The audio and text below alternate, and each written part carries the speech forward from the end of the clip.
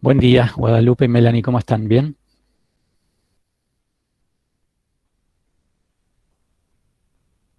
¿Me escuchan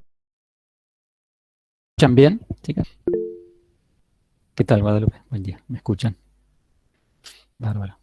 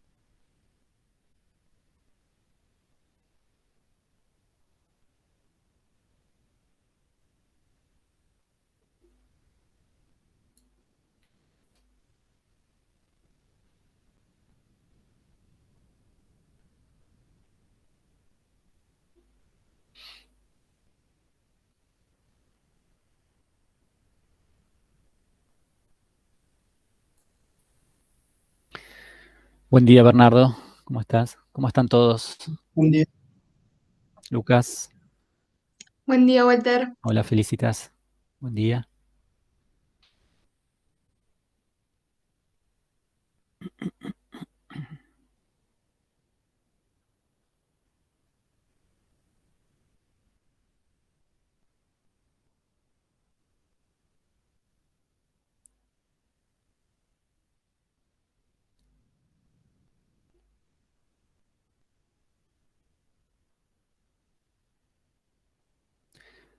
Buen día, Martina.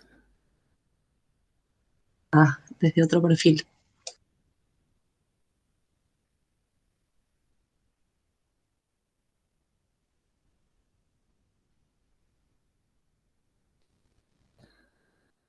Bueno, ¿todo bien? ¿Cómo van?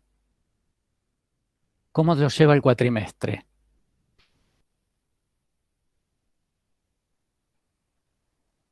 Intenso.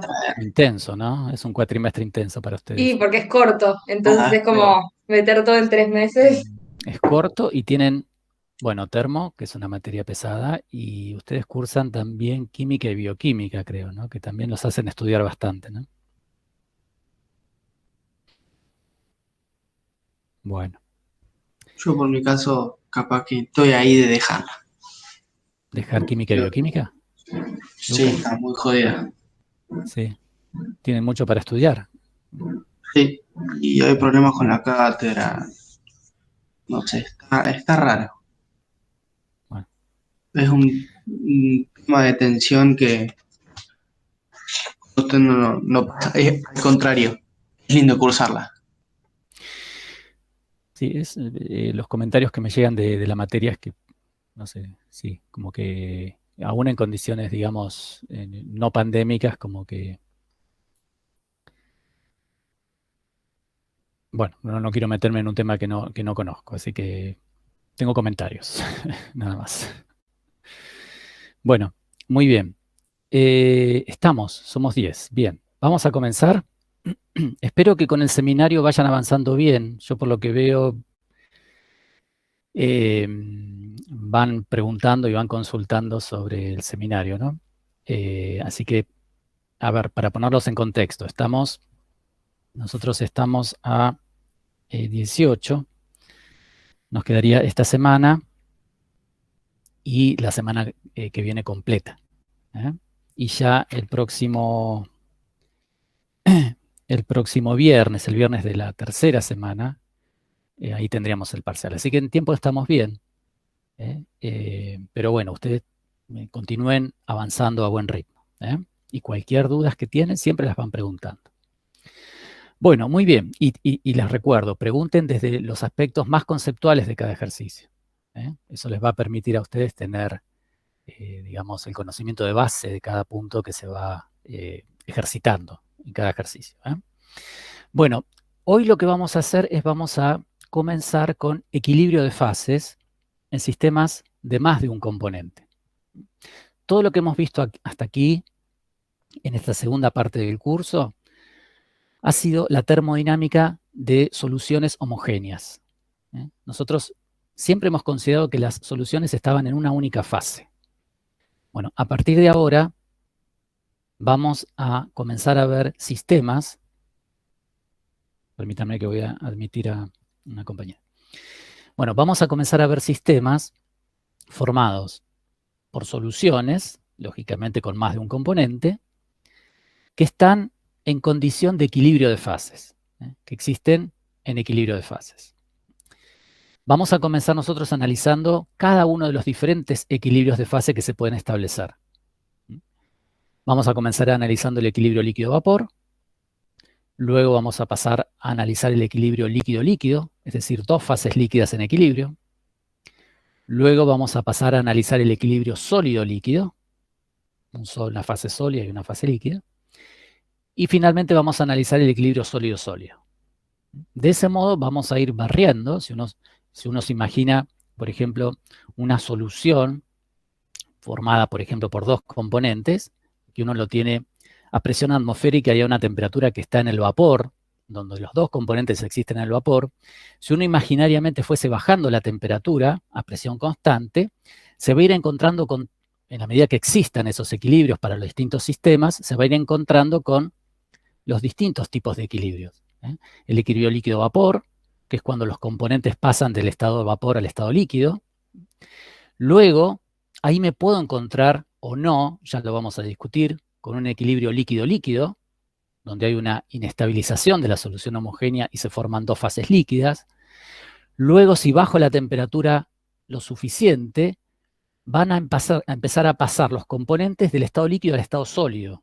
Y ahí siempre me voy a encontrar con una región de equilibrio sólido-líquido, que es justamente la región donde los componentes pasan desde el estado líquido al sólido, es decir, donde la solución solidifica.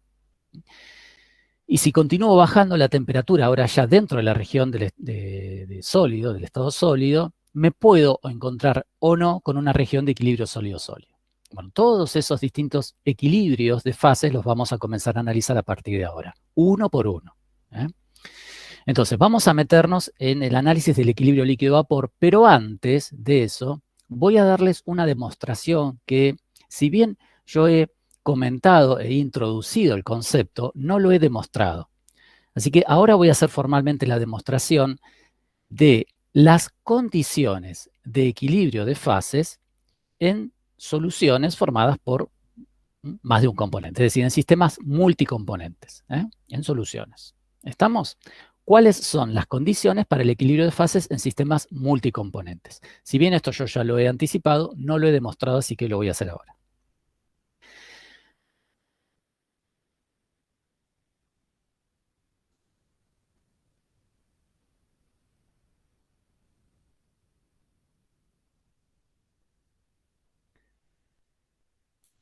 Bueno, muy bien.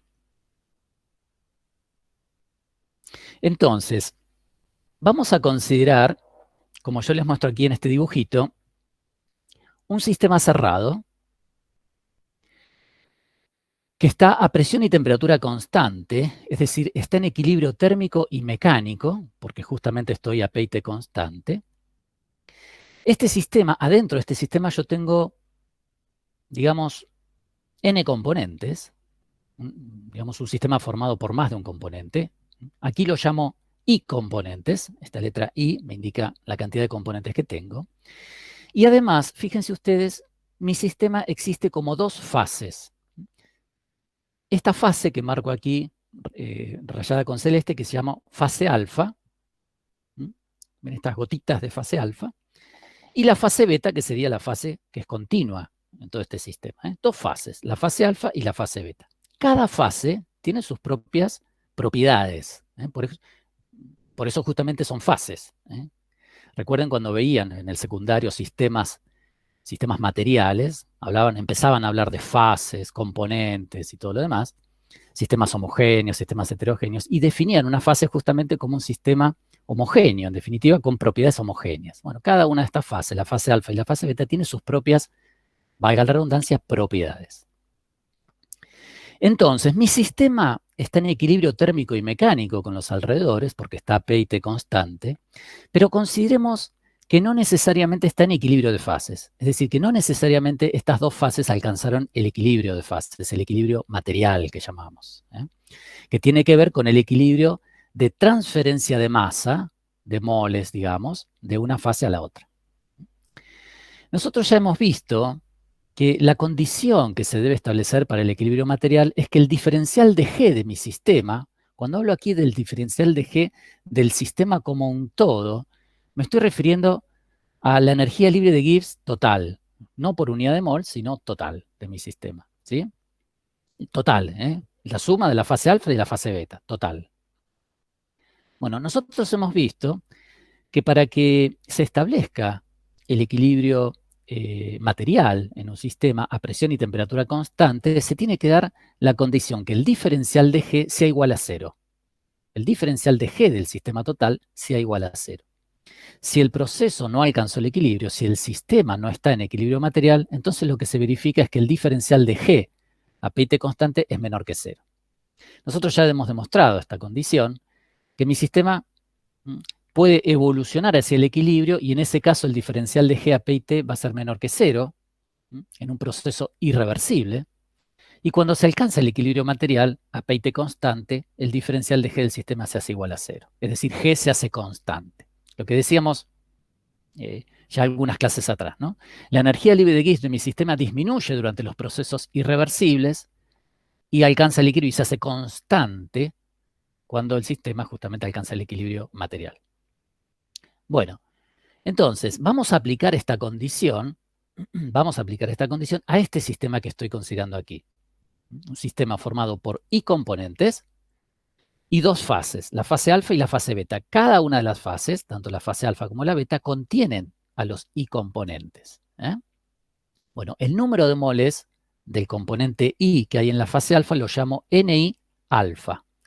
Y el número de moles del componente I en la fase beta lo llamo Ni beta. Entonces, si yo aplico un balance de masas y considero que mi sistema es cerrado y por lo tanto no tengo transferencia de masa con los alrededores, yo lo que puedo decir es que el número de moles de I del componente I que tengo en la fase alfa, ahí, más el número de moles de I del mismo componente I, pero que tengo ahora en la fase beta, tiene que ser igual al número de moles de I del componente I totales que yo tenga en mi sistema. Es lógico. Todo el componente I, o todos los moles totales que tengo aquí adentro de mi componente I, o bien están en la fase alfa o bien están en la fase beta. Eso es lo que estoy diciendo. Y eso es una constante. Perdónenme que voy a admitir a un compañero. Bueno, y eso es una constante porque justamente mi sistema es cerrado y no tengo transferencia de moles de ningún componente con los alrededores. Bien, entonces voy a derivar esta ecuación, la voy a derivar, y lo que tendré es que el diferencial del número de moles de I, del componente I en la fase alfa, más el diferencial del número de moles de I en la fase beta, y cuando tomo la derivada de una constante se hace 0, así que esto tiene que ser igual a 0. Y si despejo de ahí, llego a que el diferencial del número de moles de I en la fase alfa es igual a menos el diferencial del número de moles de I en la fase beta. Esta es una relación que ya apareció cuando nosotros analizamos el equilibrio de fases en sistemas de un componente. Y lo que me dice esta ecuación es relevante realmente y es casi intuitivo. Y lo que me dice es que si yo tengo una transferencia de moles, una transferencia diferencial de moles, desde la fase beta, por ejemplo, la fase alfa, para el componente I, entonces lo que me dice es que los moles, ese diferencial de moles que pierde la fase beta, por eso está negativo, es igual al diferencial de moles que gana la fase alfa. Es decir, los moles se transfieren de una fase a la otra. Eso me está diciendo esta relación que tengo aquí. Muy bien. Como yo les decía, lo que quiero hacer es encontrar la condición para el equilibrio de fases, para el equilibrio material en este sistema, que ya alcanzó el equilibrio térmico y mecánico. Para eso tendré que encontrar esta expresión, la expresión del diferencial G de mi sistema total, e igualarlo a 0. Esa es la clave, y eso voy, eso es lo que quiero hacer. Entonces, para hacer eso, lo primero que voy a hacer es plantear la función G de mi sistema total y luego la voy a derivar. Y así voy a obtener este diferencial de G total. A, P y T. Entonces, el G total, la energía libre de Gibbs total de mi sistema, va a ser igual, como es una propiedad extensiva, va a ser igual a la energía libre de Gibbs total que tengo en la fase alfa, más la energía libre de Gibbs total que tengo en la fase beta. Ahora bien, fíjense que yo lo que necesito obtener es la expresión diferencial de G. Para eso voy a derivar esta ecuación y tendré que el diferencial de G es igual a al diferencial de energía libre de Gibbs total en la fase alfa más el diferencial de energía libre de Gibbs total en la fase beta. Perfecto.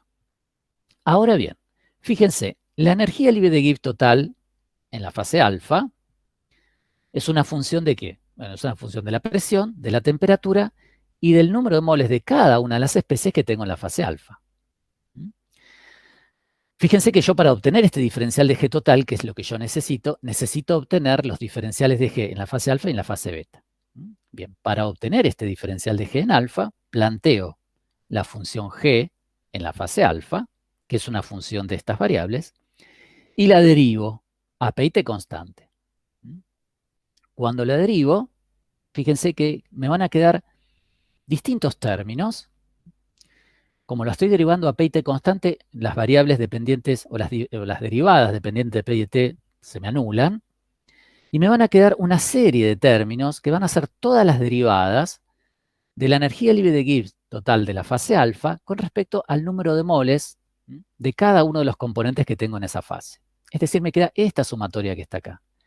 Me queda una sumatoria en los I componentes de la derivada de la energía libre de Gibbs en la fase alfa, esta es la energía libre de Gibbs total, con respecto al número de moles del componente I en la fase alfa, diferencial número de moles de I en alfa. ¿Estamos? Ahora fíjense ustedes que esto que tengo aquí, este cociente, en realidad es la definición de una propiedad molar parcial. ¿De cuál propiedad molar parcial? Bueno, de la propiedad molar parcial de la energía libre de Gibbs. Es decir, es el potencial químico del componente I en la fase alfa. Por lo tanto, esta diferencial de G en la fase alfa, P y T, que es igual a la sumatoria en todos estos términos, en realidad lo que contiene cada uno de esos términos es el potencial químico de cada componente I en la fase alfa por el diferencial de número de moles de I en alfa. ¿Estamos? Bueno, del mismo modo puedo plantear una expresión equivalente para la fase beta. Y me va a quedar entonces que el diferencial de energía libre de Gibbs en beta, a P y T constante, va a ser igual a una sumatoria en I del potencial químico del componente I, ahora en la fase beta, diferencial número de moles de I en beta. Entonces, recuerden cuál era mi objetivo, encontrar esta expresión, que es la sumatoria de todo el diferencial de G en la fase alfa más el diferencial de G en la fase beta. Entonces voy a reemplazar, ya tengo la expresión del diferencial de G en alfa y tengo la expresión del diferencial de G en beta. Entonces lo reemplazo y llegaré a que el diferencial de G total de mi sistema es igual, bueno, a la sumatoria en I del potencial químico de I en alfa diferencial número de moles de I en alfa, más la sumatoria en I del potencial químico de I en beta diferencial número de moles de I en beta. Recuerden ustedes la condición o la relación que habíamos encontrado nosotros al inicio de esta deducción entre el diferencial de número de moles de I en alfa y el diferencial de número de moles de I en beta. Nosotros decíamos que, a partir de esta ecuación, que el diferencial de número de moles de I en alfa es igual a menos el diferencial de número de moles de I en beta. Entonces, si yo reemplazo, y en vez de poner diferencial de número de moles de I en beta, lo pongo como menos diferencial de número de moles de I en alfa, y luego combino estas dos sumatorias en una única sumatoria, y saco factor común diferencial de número de moles de I en alfa, obtengo esta expresión que les muestro aquí, que en definitiva es el diferencial de G, que es lo que yo estoy buscando. Que dice que el diferencial de G total de mi sistema es igual a la sumatoria en I del diferencial de número de moles de I en alfa por la diferencia de potenciales químicos del componente I entre la fase alfa y la fase beta. Entonces, recuerden que lo que yo quería justamente establecer era la condición de equilibrio de fases, ¿eh? Es decir, la condición para la cual se alcanza el equilibrio de fases y mi sistema alcanza el equilibrio termodinámico. ¿Por qué? Bueno, porque ya estaba en equilibrio térmico y mecánico y alcanza finalmente el equilibrio material, el equilibrio de fases. Bueno, entonces, en el equilibrio, lo que ocurrirá es que este diferencial de G a P y T se va a ser igual a 0, que a su vez es igual a esta sumatoria, a la sumatoria en I del diferencial de número de moles de I en alfa por la diferencia entre el potencial químico de I en alfa menos el potencial químico de I en beta. Muy bien, entonces esta es la condición que se tiene que dar cuando mi sistema finalmente alcance el equilibrio de fases. Ahora bien, vamos a pensar en un sistema binario. Para poder interpretar esta ecuación, vamos a pensar en un sistema binario, es decir, un sistema formado por 1 y componente 2. Entonces, si yo aplico esta condición de equilibrio de fases a un sistema de 2 componentes, tendré, cuando I vale 1, tendré el diferencial del número de moles de 1 en alfa por la diferencia del potencial químico del componente 1 en alfa menos el potencial químico de 1 en beta, más, y ahora I vale 2. Y entonces me quedará el diferencial del número de moles de 2 en alfa por la diferencia entre el potencial químico de 2 en alfa menos el potencial químico de 2 en beta. Esos son los dos únicos componentes de mi sistema, así que eso será igual a 0. Y para que se alcance justamente la condición de equilibrio material. Ahora bien, fíjense ustedes, el diferencial de número de moles de I en alfa siempre es distinto de 0, porque yo siempre voy a tener, aunque tenga equilibrio material, aunque tenga equilibrio de fases, siempre voy a tener la posibilidad de que tenga elementos transferencia, digamos, de elementos diferenciales de masa entre la fase alfa y beta. Lo que ocurre es que cuando se alcanza el equilibrio de fases, si yo tengo un diferencial de moles del componente I desde la fase alfa hacia la fase beta, también tendré un diferencial del número de moles de ese componente I de la fase beta a la fase alfa, y mi sistema siempre está en un equilibrio dinámico. Eso ocurre así para el equilibrio, digamos, material, el equilibrio de fases, pero también ocurre para el equilibrio térmico, y también ocurre para el equilibrio mecánico. Es decir, cuando yo estoy en equilibrio térmico, voy a tener posiblemente diferenciales de calor, de transferencia de calor desde una fase a la otra, pero también lo tendré de la segunda fase a la primera, y ahí tengo un equilibrio dinámico que es el equilibrio térmico. Y lo mismo en términos de equilibrio material, perdón, de equilibrio mecánico.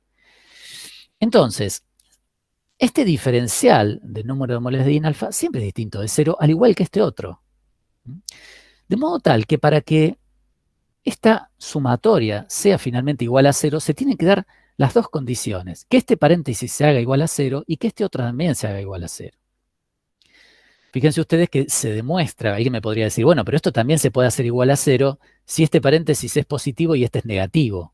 Es decir, si los paréntesis finalmente, cuando uno los evalúa, tienen signos opuestos.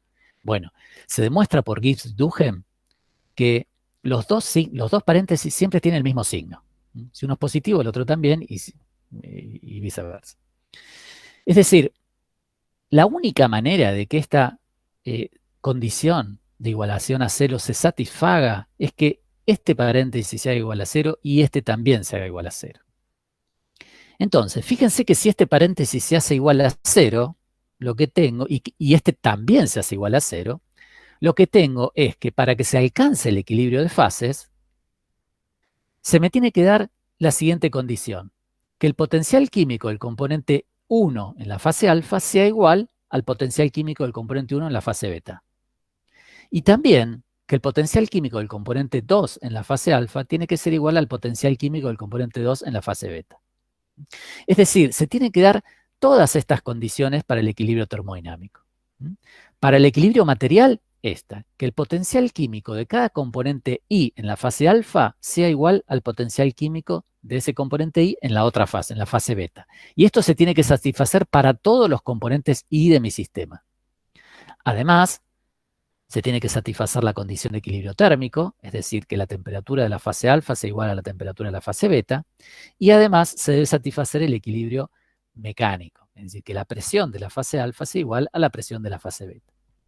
Entonces, estas van a ser las condiciones para el equilibrio termodinámico cuando yo tengo un sistema formado por n componentes. ¿Estamos? Recuerden ustedes, cuando nosotros analizamos equilibrio de fases en sistemas de un solo componente, la condición era que la energía libre de Gibbs por mol de ese componente en la fase alfa sea igual a la energía libre de Gibbs por mol del componente en la fase beta. Ahí tenía un solo componente. Cuando tengo un sistema formado por n componentes, ahora esa condición de equilibrio de fases se me traslada a que en lugar de ser la energía libre de Gibbs por mol del componente, es la energía libre de Gibbs molar parcial, que es el potencial químico. ¿Entienden? Entonces, las condiciones de equilibrio térmico y mecánico se mantienen, lógicamente. Entonces, lo que cambia cuando yo tengo un sistema formado por n componentes es que en lugar de que la condición sea la igualación de energía libre de Gibbs por mol, es la igualación de energía libre de Gibbs molar parcial de cada componente, en ambas fases, es decir, el potencial químico. Nuevamente, entonces, lo que vemos es que lo que en términos de transferencia de calor, la temperatura entre las fases representa la fuerza impulsora para la transferencia de calor. Es decir, si la temperatura de la fase alfa fuese mayor que la temperatura de la fase beta, voy a tener una transferencia neta de calor desde la fase alfa a la fase beta. ¿Hasta cuándo? Hasta que se igualen las temperaturas de ambas fases y se alcance el equilibrio térmico.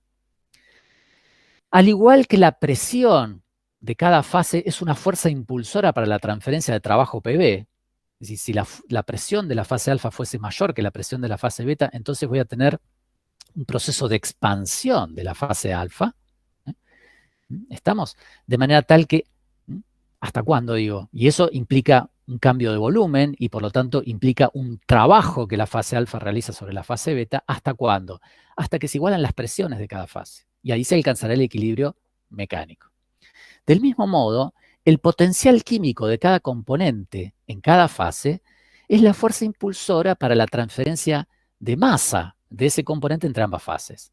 Es decir, si el potencial químico del componente 1 en la fase alfa es mayor que el potencial químico del componente 1 en la fase beta, entonces voy a tener una transferencia de masa de componente 1 desde la fase alfa hasta la fase beta. ¿Hasta cuándo? Hasta que se igualen los potenciales químicos de ese componente y de todos los componentes en ambas fases. Cuando se establezcan esas condiciones, entonces voy a justamente haber alcanzado la condición de equilibrio termodinámico, es decir, de equilibrio total. ¿Estamos? ¿Se entiende? Muy bien. Fíjense que yo les decía que... Espérenme que voy a admitir a un compañero más. Yo les decía que las condiciones de equilibrio de fases también pueden plantearse en lugar de potenciales químicos, en lugar de fugacidades.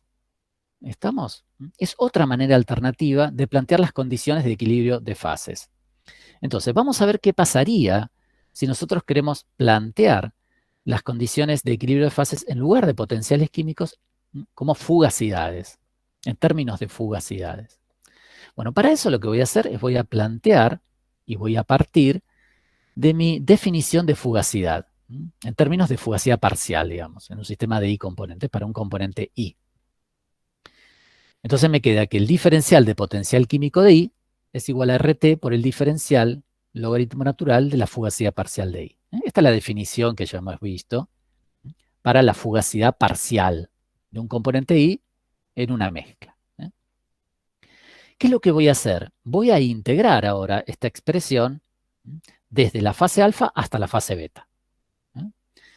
Entonces, cuando integro el término de la izquierda, la igualdad, fíjense que estoy integrando en potencial químico, entonces tendré desde la integral, desde el potencial químico de I en alfa hasta el potencial químico de I en beta, del diferencial potencial químico de I. Del otro lado, sobre la derecha, la igualdad, integro en logaritmo natural de la fugacidad parcial de I. Entonces me quedará la integral desde el logaritmo natural de la fugacidad parcial de I en alfa hasta el logaritmo natural de la fugacidad parcial de I en beta. Diferencial, logaritmo natural de fugacidad parcial de I. Bueno, cuando resuelvo estas integrales, fíjense, de este lado me queda la diferencia de potenciales químicos de I en alfa menos I en beta. ¿Ven? Este término que está acá. Y de este lado me va a quedar RT por, y acá me va a quedar una diferencia de logaritmos, que por propiedad del logaritmo es el cociente de los argumentos respectivos. Entonces me quedará que la diferencia potencial químico de I en alfa menos potencial químico de I en beta es igual a RT por el logaritmo natural de la fugacidad parcial de I en alfa sobre la fugacidad parcial de I en beta. Entonces, fíjense ustedes que si la condición para el equilibrio de fases es que el potencial químico de I en alfa tiene que ser igual al potencial químico de I en beta, es decir, esta diferencia se me hace cero cuando tengo equilibrio de fases, entonces este término también se me tiene que hacer cero en el equilibrio de fases. Para que este término se me haga cero, RT siempre son distintos de cero, lo que se me tiene que hacer cero es el logaritmo. Y el logaritmo, para que se me haga cero, su argumento se tiene que hacer 1.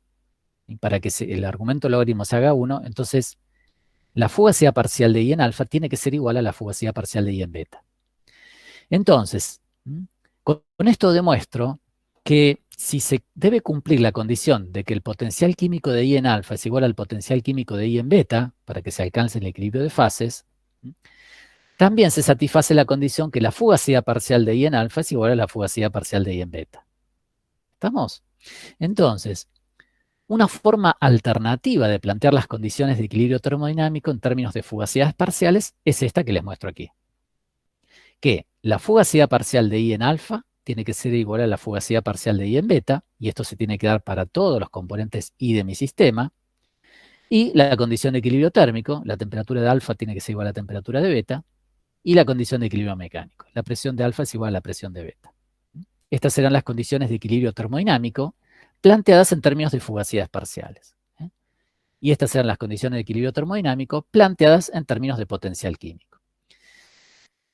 ¿Qué condiciones vamos a utilizar nosotros? Podemos utilizar cualquiera, o en términos de fugacidades parciales o en términos de potenciales químicos. Bien, para el equilibrio líquido-vapor, para analizar el equilibrio líquido-vapor, el análisis del equilibrio líquido-vapor se hace más naturalmente, más fácilmente en términos de fugacidades parciales, como vamos a ver ahora. Mientras que para el análisis del resto de los equilibrios, de todos los que yo les mencioné al principio de la clase, el equilibrio líquido-líquido, sólido-líquido, sólido-sólido, líquido-líquido, bueno, todo el resto de los equilibrios entre fases condensadas se analiza más naturalmente, más fácilmente en términos de potenciales químicos. Entonces, bueno, quiero hacer un impasse y quiero preguntarles si me van siguiendo bien, si hay alguna pregunta, alguna duda. Si bien lo que he hecho es una deducción, bueno, es importante que me puedan seguir en la deducción y los conceptos que hay atrás. ¿Alguna pregunta? ¿No? ¿Estamos bien? Sí, Walter, se va entendiendo. ¿Sí? Bárbaro. Bueno, muy bien. Entonces vamos ahora, sí, ya luego de esta deducción, vamos a meternos a analizar el equilibrio líquido-vapor. El primero de los equilibrios de fases que vamos a analizar. Es importante que me sigan. El tema no es difícil, pero por favor síganme. Y cualquier pregunta me la hacen en el instante. Bueno, yo ya les he comentado anteriormente en qué consiste un experimento para medir el equilibrio líquido-vapor.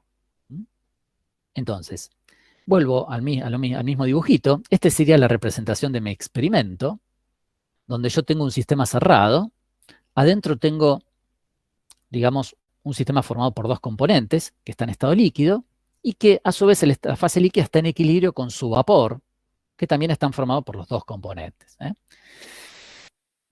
Entonces, con un termómetro voy a medir la temperatura de mi sistema, la temperatura del equilibrio líquido-vapor. Con un manómetro puedo medir la presión del equilibrio líquido-vapor. Y una vez que se haya establecido el equilibrio entre los dos componentes, entre las dos fases, recuerden que cada fase aloja a los dos componentes, al componente 1 y al componente 2. Ahí estoy asumiendo ya que mi mezcla es una mezcla binaria, es una mezcla de dos componentes. Entonces, una vez que se establezca el equilibrio entre las dos fases, ¿cómo me doy cuenta que se alcanza el equilibrio? Bueno, justamente porque en mi experimento todas las variables van a permanecer constantes, la temperatura se va a mantener constante, la presión alcanza un valor constante, y voy a dejar un tiempo suficiente para que se establezca el equilibrio líquido-vapor, el equilibrio, digamos, de fases. Es decir, que los componentes se hayan redistribuido convenientemente entre ambas fases hasta que se alcance justamente la condición de equilibrio de fases. Esto es que la fugacidad parcial de cada componente en ambas fases se iguale y ya no tenga una transferencia irreversible de masa de una fase a la otra fase. Bueno, y eso en el experimento se asegura dando un tiempo prudencial antes de medir la composición de cada fase. Una vez que se alcanzó el equilibrio de fases, entonces yo voy a tomar una muestra de la fase líquida. Yo ya les comenté que este es un experimento que se hacía en el laboratorio de química 1. Es muy lindo hacerlo porque se utiliza un equipo que está diseñado, digamos, a medida. Es un equipo de los que ustedes comúnmente no utilizan. Es digamos, un recipiente especial con dos bocas, con dos boquillas. Tiene un refrigerante colocado en una posición vertical en condición de reflujo. Y entonces, digamos, los vapores de la fase líquida, digamos, suben por una columna, condensan y caen en un segundo reservorio donde va cayendo todo el condensado que en realidad representa la fase vapor, que está en equilibrio con el líquido que estaría en un balón diferente. Entonces, desde ese reservorio, donde cayó el condensado de la fase vapor, ustedes toman una muestra y la analizan. En el trabajo práctico, que ya les digo, lo diseñamos hace algunos años para el laboratorio de química 1, analizan a través de medidas de índice de refracción la composición de la fase vapor. Por otro lado, tomando una muestra del balón donde está la fase líquida, analizan la composición de la fase líquida. Y entonces ahí van a tener datos de temperatura para el equilibrio líquido-vapor, presión para el equilibrio líquido-vapor y la composición de cada fase. Recuerden ustedes que es un aspecto importante a tener en cuenta, que cuando ustedes tienen dos fases en equilibrio, la composición de cada fase en general es diferente. ¿Por qué es diferente? Porque eso depende de la tendencia de cada componente a pasar de la fase líquida a la fase vapor.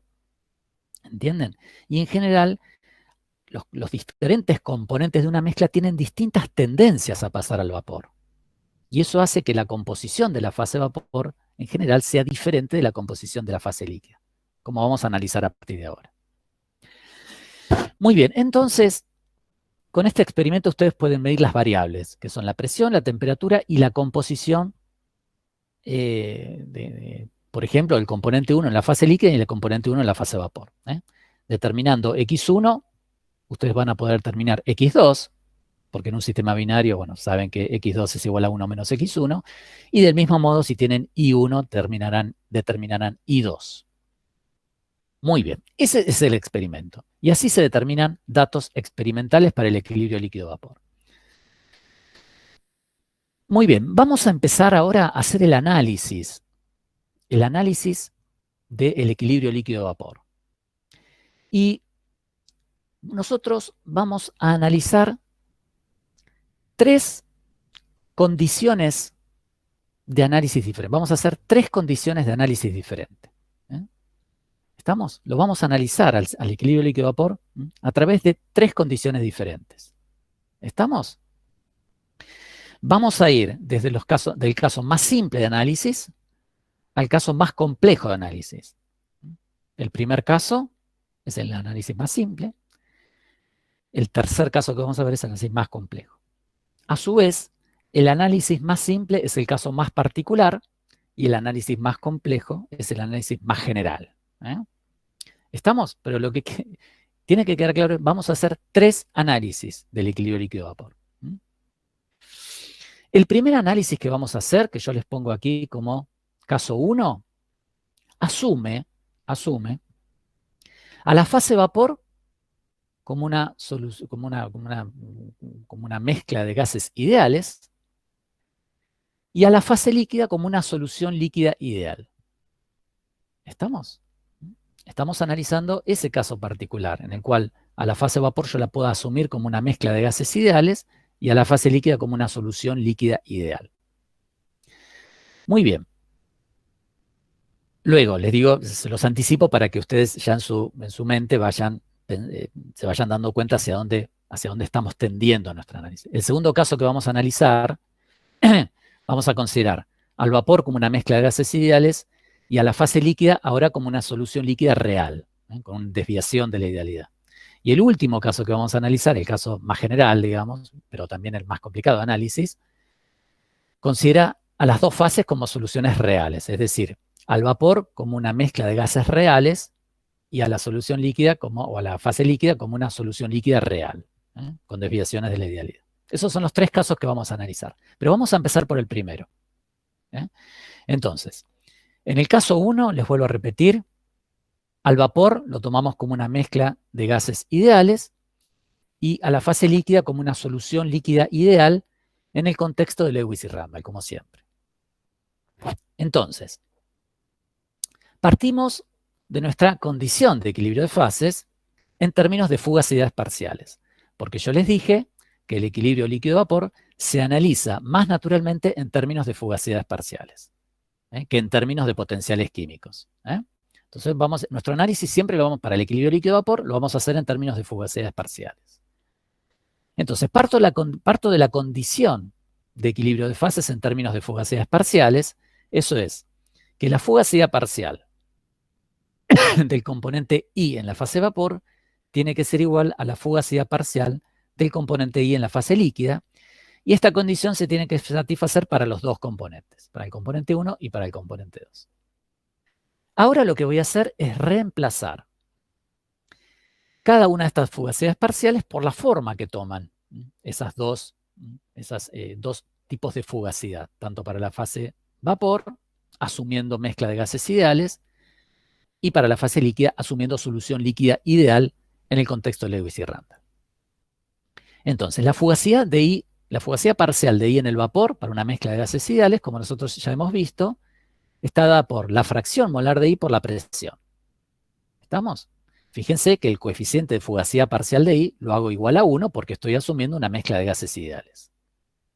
Por otro lado, la fugacidad parcial de I en el líquido va a ser igual a XI por la presión I de saturación, donde asumo al factor de Poynting igual a 1. ¿Entienden? Para eso estoy considerando que la presión no es muy alta. La presión de trabajo no es muy alta.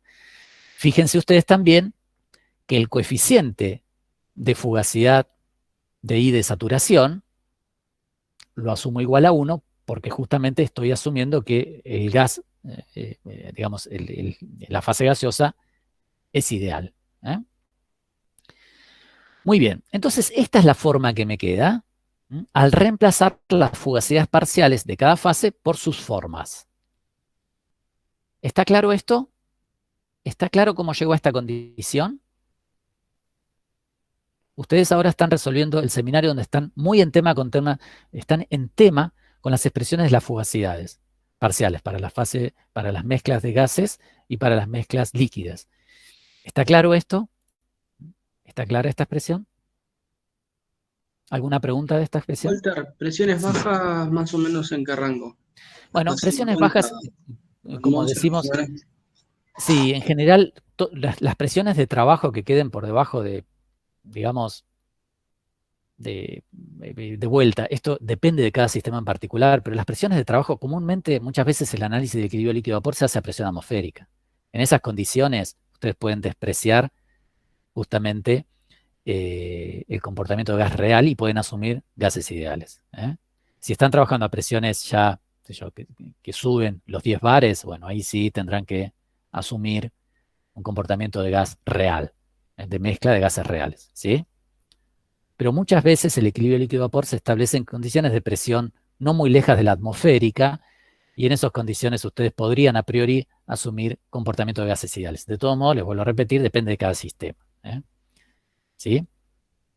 En la vida real, en el trabajo real de laboratorio, uno lo que hace es, para las presiones de trabajo, mide datos experimentales y luego los trata de modelar con este tipo de análisis, asumiendo primero gases ideales, y si no ajusta bien, bueno, después tendrá que entonces considerar gases reales. Para la tranquilidad de ustedes en un ejercicio, bueno, el contexto del ejercicio les irá indicando si pueden asumir o no gases ideales. ¿Estamos? Bueno, muy bien. Entonces queda clara esta expresión. Bien, la recuadro, y esta es la condición para el equilibrio líquido-vapor,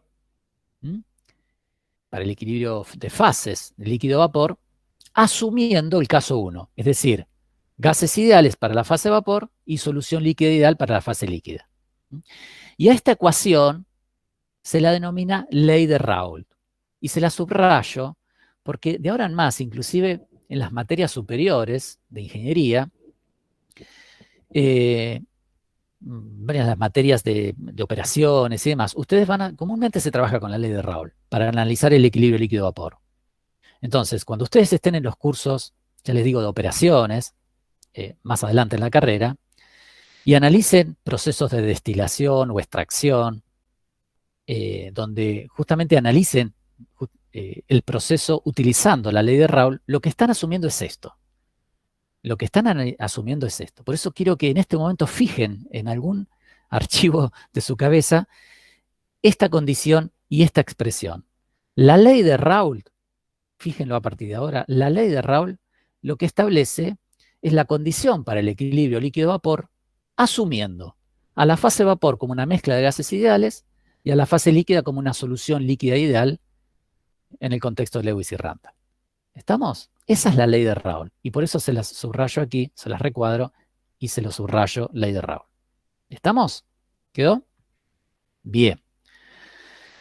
Ahora voy a plantear justamente la condición de equilibrio de fases para ambos componentes. Y eso será, la fugacidad parcial del componente 1 en la fase líquida tiene que ser igual a la fugacidad parcial del componente 1 en la fase vapor. Y también se tiene que dar que la fugacidad parcial del componente 2 en la fase líquida tiene que ser igual a la fugacidad parcial del componente 2 en la fase vapor. A su vez, cada una de estas dos ecuaciones satisface la ley de Raoult, esta que les marco aquí. Entonces, reemplazo la ley de Raoult para cada uno de los componentes y obtengo esto que está aquí. Para el componente 1 tendré que x1 por la presión 1 de saturación, que fíjense que es función de la temperatura, ¿no? La presión 1 de saturación, es igual a la fracción molar de 1 en el vapor por la presión. Y x2 por la presión 2 de saturación es igual a I2 por la presión. Ahora lo que voy a hacer es voy a sumar estas dos expresiones.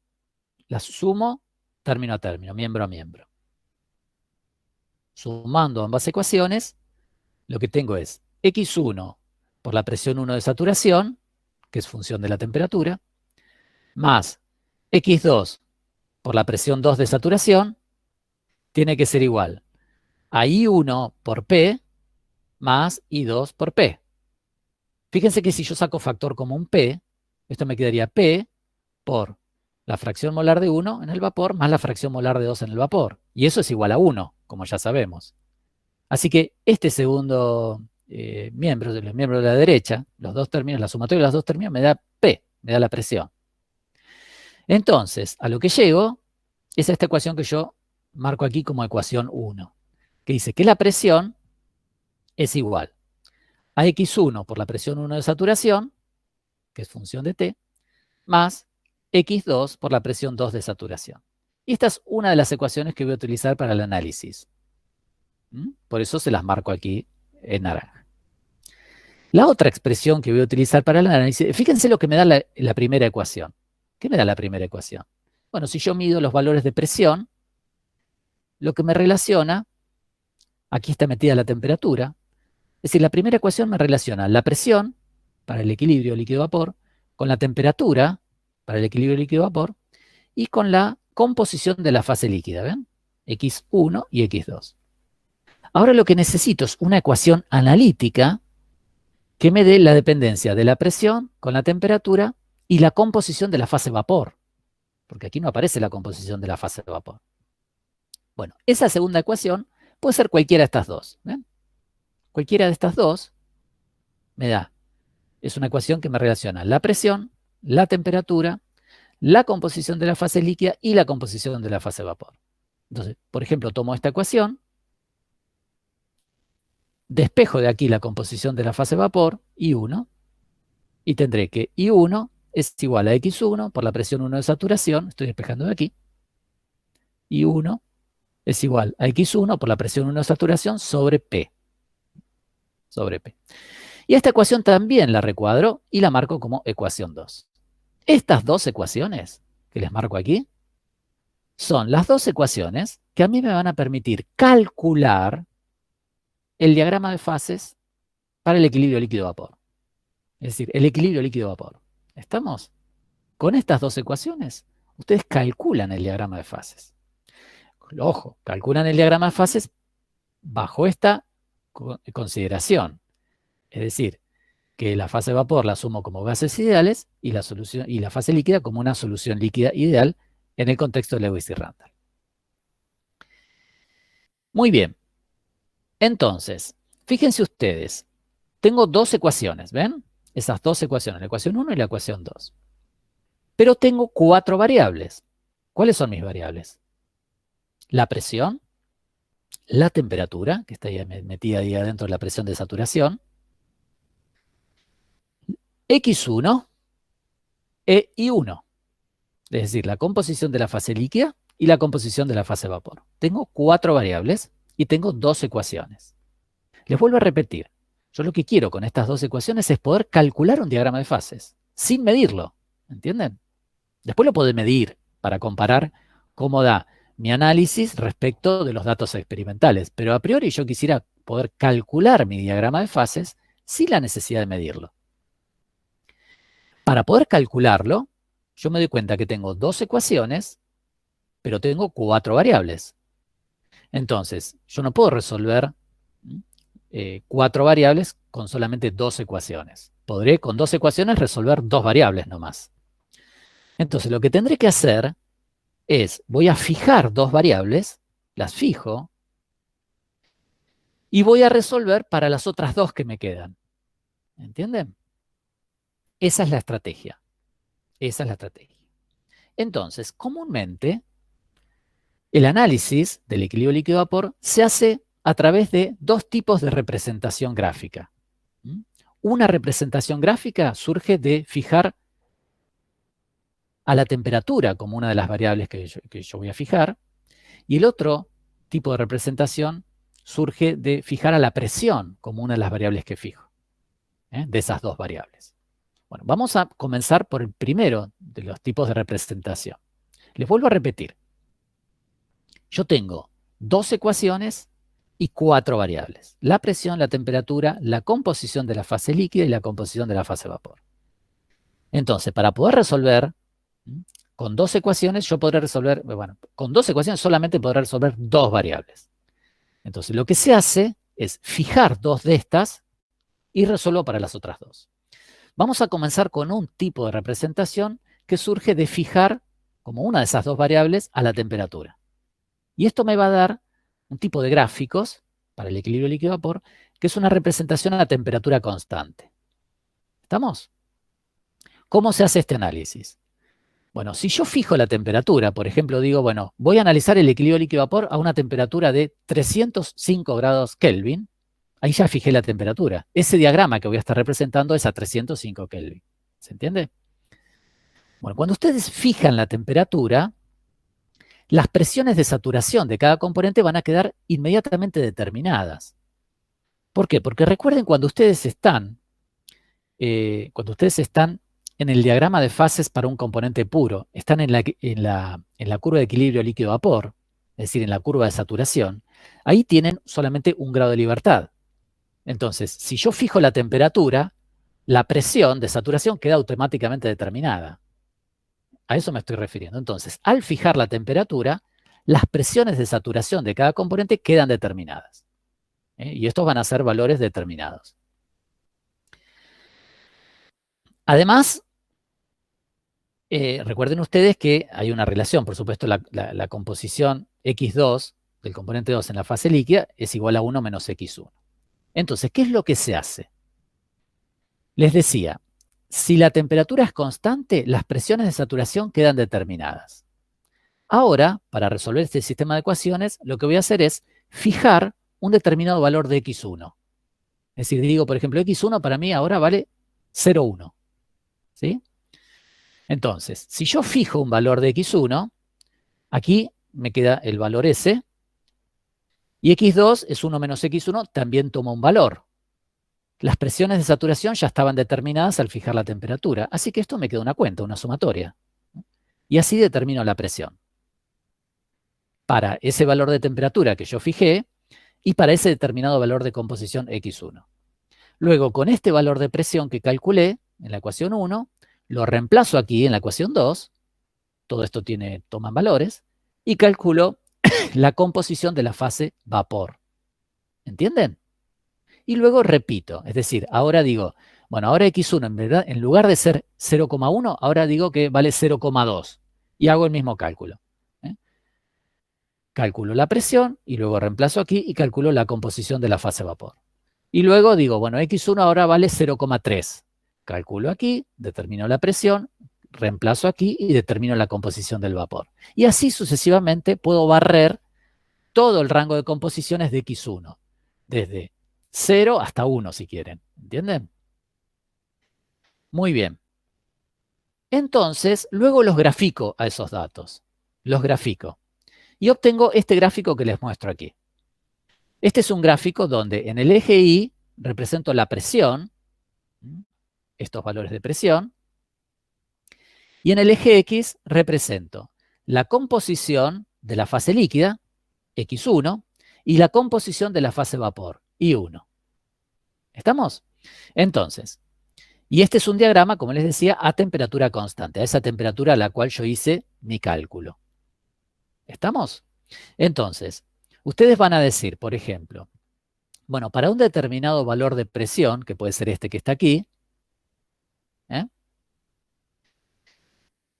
la composición de la fase líquida tenía este valor y la composición X1 tenía este valor e Y1, la composición para ese mismo, digamos, para ese dato de X1, les daba un valor de presión y reemplazando aquí tenían un valor de I1. Entonces, para ese valor de presión, yo tendré un valor de X1 y un valor de I1. Bueno, cuando lo grafico, digo, para este valor de presión, tendré un X1 y un I1. ¿Ven que la composición de cada fase difiere? Ahora, para este valor de presión, tendré un X1, que lo pongo aquí, y un I1, que lo pongo aquí. ¿Sí? Ahora, para este valor de presión, tengo un X1 y un I1. Y luego conecto todos esos puntos, todos los X1 y todos los I1. Y obtengo este tipo de gráfico que ven aquí. Donde en los extremos, en los ejes que representan los componentes puros, tendré las presiones de saturación. Es decir, la presión para el equilibrio líquido-vapor para el componente 2 puro. Y en el eje que representa el componente 1 puro tendré la presión de saturación del componente 1 puro. Es decir, la presión para el equilibrio líquido-vapor del componente 1 puro. En el medio, para las distintas composiciones de mezcla, tendré este tipo de diagrama que les muestro aquí. Muy bien. Fíjense ustedes, ¿cómo se analiza este diagrama? Bueno, primero, yo estoy a temperatura constante, ¿ven? Este es un diagrama a temperatura constante donde yo me muevo en presión. Aquí en los ejes, yo me muevo en presión. Fíjense ustedes, si yo a temperatura constante estoy a una presión mayor, me muevo aquí, ahora estoy aquí, estoy analizando el eje del componente 2 puro, ¿ven? Aquí estoy. Si yo tengo el componente 2 puro, por lo tanto estoy aquí, en el eje del componente 2. Tengo el componente 2 puro. Y lo tengo en equilibrio líquido-vapor, estoy ahí. Ahora, si yo aumento la presión del componente 2, para presiones mayores, aquí, tendré el componente 2 en estado líquido, ¿ven? Aquí arriba. Y al revés, para presiones menores que la presión de saturación, tendré el componente 2 en estado de vapor. Ahora me voy al eje del componente 1 puro. Aquí tengo la presión 1 de saturación, es decir, aquí estoy en equilibrio líquido-vapor para el componente 1 puro. A presiones mayores que la saturación, aquí tendré el componente 1 en estado líquido. Y a presiones menores, aquí tendré el componente 1 en estado de vapor. Ahora bien, ahora me voy a meter adentro, en la región de las mezclas del componente 1 y el componente 2. Si aquí arriba tengo líquido y aquí arriba tengo líquido, los diagramas de fases son siempre continuos, es decir, no tengo discontinuidades. Eso quiere decir que si aquí tengo líquido, en la región inmediatamente adyacente, pero en la región, en el área de las mezclas, aquí tendré que tener líquido. Todo esto tendrá que ser líquido. Todo esto es líquido. Son soluciones líquidas, homogéneas. ¿Entienden? Del componente 1 y el componente 2. Igual por debajo, es decir, si aquí tengo vapor y aquí tengo vapor, para los componentes puros, toda esta región es región del vapor. ¿Entienden? Aquí tengo vapor. Tengo mezcla de gases. ¿Damos? Es la fase vapor. Asumiéndolo como mezcla de gases ideales. Muy bien, entonces, esta línea, bueno, y la región que queda en el medio, aquí esta región comprendida, es una región de equilibrio líquido-vapor, donde tengo una coexistencia de las dos fases, de la fase líquida y la fase vapor. Ahora bien, esta línea recta que tengo aquí, que es la línea que está en contacto, digamos, adyacente con la fase líquida, esta línea es la línea de líquido saturado para las distintas mezclas. ¿Ven? Aquí tienen líquido saturado para las diferentes mezclas. La línea que queda por debajo, esta línea, que está en contacto adyacente con el vapor, esta línea me da justamente las condiciones de vapor saturado. ¿Ven? ¿Estamos? Entonces, esta línea de arriba, que está en contacto con la fase líquida, es líquido saturado. Y esta línea de abajo es vapor saturado. La región que queda en el medio, en realidad van a ser mezclas de líquido-vapor, mezclas de las dos fases, digamos, la fase líquida y la fase vapor, con distintos porcentajes de cada una de las fases. Bien, vamos a analizar lo siguiente. Vamos a considerar que yo preparo una mezcla líquida, representada por ese punto, ¿ven? Es decir, preparé una mezcla en el laboratorio, la tengo a la temperatura, imagínense que esta temperatura constante es la temperatura ambiente, 25 grados centígrados, por ejemplo. Entonces preparé una mezcla en el laboratorio a 25 grados centígrados y la tengo a este valor de presión. Por lo tanto, mi diagrama de fases lo que me dice es, bueno, ahí lo que tenés es una solución líquida homogénea. Aquí tengo todo líquido homogéneo. Ahora imagínense que yo empiezo a temperatura constante a bajar la presión. Empiezo a bajar la presión y por lo tanto me empiezo a mover en esta dirección. ¿Ven? Empiezo a bajar la presión. ¿Qué pasa cuando estoy acá? Bien, sigo teniendo una solución líquida homogénea. ¿Ven? Cuya composición la leo acá. Esta será la composición del líquido. X1 me va a dar la composición de ese líquido. Bien, a esa composición de la mezcla que yo preparé la llamo composición global. Es decir, es la composición que yo preparé en mi recipiente. Si yo puse, por ejemplo, 2 moles del componente 1 y 2 moles del componente 2, entonces mi composición global es 0,5 en fracción molar. ¿Se entiende? Y es lo que está dentro de mi recipiente. Muy bien, bueno, imagínense entonces que yo había bajado la presión hasta aquí. Ahora sigamos bajando la presión. Sigamos bajando la presión. Lo que sigo teniendo es una solución líquida homogénea. ¿Hasta cuándo? Hasta que llego aquí. ¿Ahí qué tengo? Bueno, ahí ya tengo a mi líquida, mi solución líquida está saturada. Y cuando llego ahí, me aparece la primera burbuja de vapor. La primera burbuja de vapor. Que es la fase que empieza digamos, el primer vapor que empieza a estar en equilibrio con mi fase líquida. Y la composición de ese primer vapor, de esa primera burbuja de vapor, la voy a leer en el diagrama de fases sobre una línea horizontal, pero en la curva del vapor. Es decir, la voy a leer ahí, ¿Ven? Esta será la composición del vapor que está en equilibrio con la composición de mi fase líquida, esta que está aquí. ¿Entienden? ¿Está claro? Entonces, a la fase vapor la leo siempre sobre la curva del vapor saturado y a la fase líquida, la composición de la fase líquida la leo siempre sobre la curva del líquido saturado. Ahora imagínense que bajo la temperatura, continúo bajando la temperatura, y ahora, la presión, perdón, continúo bajando la presión, y ahora estoy aquí, a este valor de presión. La pregunta es, ¿cómo existe mi sistema? Ya no existe más como un líquido, como una solución líquida homogénea. Ahora existe como dos fases en equilibrio. Estoy en la región de equilibrio líquido-vapor, ¿ven? La composición de la fase líquida la voy a leer sobre la línea horizontal, pero sobre la curva de líquido saturado. Ahí, esa será la composición de la fase líquida en equilibrio. Y la composición de la fase vapor la voy a leer sobre la línea horizontal, pero sobre la curva del vapor. Aquí, esta será la composición de mi vapor saturado. ¿Entiendes? De la fase vapor. ¿Se dan cuenta? Ahora imagínense que sigo bajando la presión y llegué hasta este punto. ¿Qué pasa ahí? ¿Cómo existe mi sistema? Ahí, todo mi sistema, prácticamente todo, pasó a la fase vapor y me queda la última gotita de líquido, el último residuo de líquido, cuya composición donde lo leo, como siempre, a lo largo de una línea horizontal, pero sobre la curva del líquido saturado. Aquí. Esa será la composición de mi última gotita de líquido. La composición del vapor la leo aquí en este punto. Si continúo bajando la presión, ahora todo mi sistema pasó a la fase vapor. ¿Estamos? Y la composición de mi sistema seguirá siendo la misma composición que tenía de la mezcla que yo preparé. ¿Entienden? Que era la composición global esta que está aquí, por ejemplo, para este caso 0,5.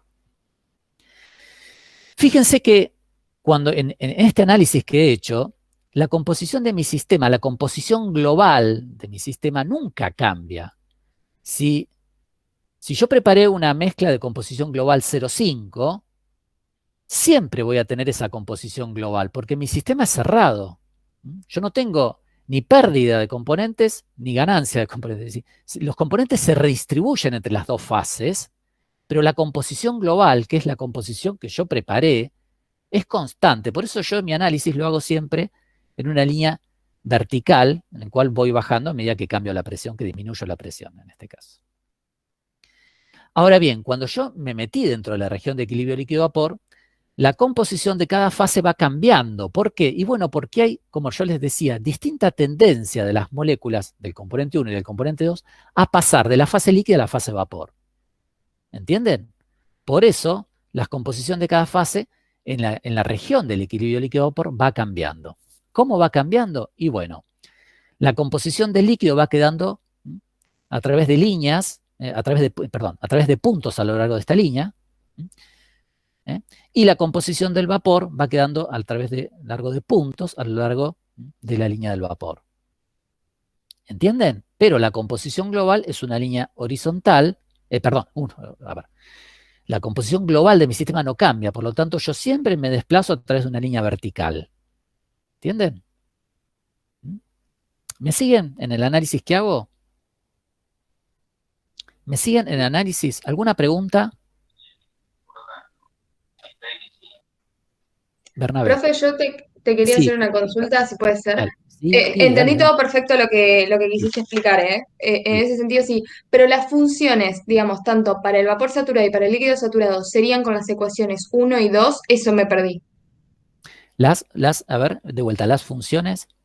O sea, las funciones que son para lo del líquido saturado, la recta y la curva, que sería Sí, para vapor saturado, sí, ¿sería con las ecuaciones 1 y 2 que sí, las sí, sí. armamos?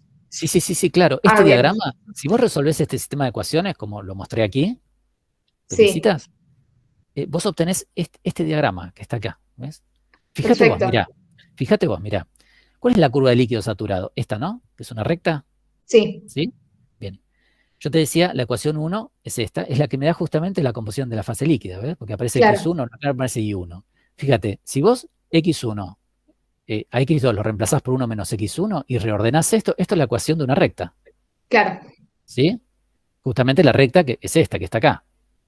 Sí. Ah, y la otra lo único que va a variar es Y la la otra presión en base a es, la otra. claro, y una vez que calculaste la presión, la metes acá adentro y sacás I1. Esta ecuación, en verdad, te va a dar esta forma de La curva que curva. está acá. Perfecto. Genial. Sí, Cuando vos esa era mi calcules, duda. claro, cuando vos calcules este sistema de ecuaciones, te va a dar este diagrama que está acá. ¿Mm? Claro. Genial. ¿Estamos? Sí, sí, sí, Lo que es perfecto. importante es que ustedes interpreten este diagrama. ¿Eh? Voy de vuelta porque hay dos aspectos interesantes que comúnmente en el análisis los estudiantes confunden un poco. Uno es el concepto de composición global. ¿Se entiende lo que es la composición global? Si yo fui al laboratorio, agarré un frasquito y puse un mol del componente 1 y un mol del componente 2, yo preparé una mezcla de composición global 0,5 en cada componente. ¿Está claro eso? Y por lo tanto, por ejemplo, tengo un líquido, imagínense si inicialmente la mezcla es líquida, tengo un líquido representado por ese punto a composición global 0,5. Ahora yo le bajo la presión a T constante y me muevo a lo largo de esta línea vertical. La composición global de mi sistema nunca va a cambiar, porque yo puse un mol de un del componente 1 y un mol del componente 2. La composición global es 0,5 siempre, porque mi sistema es cerrado, ¿entienden? Yo no tengo ni pérdida ni ganancia ni del componente 1 ni del componente 2. Entonces, ustedes siempre se van a mover en el diagrama de fases a lo largo de una línea recta vertical, de composición global constante. Pero, ¿qué ocurre cuando llegan a la región de equilibrio líquido-vapor? Aquí, los componentes se empiezan a redistribuir entre las dos fases. Uno pasa con mayor tendencia a la fase vapor que el otro. Y aquí, por ejemplo, cuando estoy a este valor de presión, la composición de la fase líquida la leeré acá y la composición de la fase vapor la leeré acá. Es decir, cada fase tiene su propia composición. Pero la composición global, es decir, si yo contase todos los moles que tengo del componente 1 que tengo en la fase líquida y todos los moles que tengo del componente 1 en la fase vapor y determino la fracción molar, me va a dar 0,5.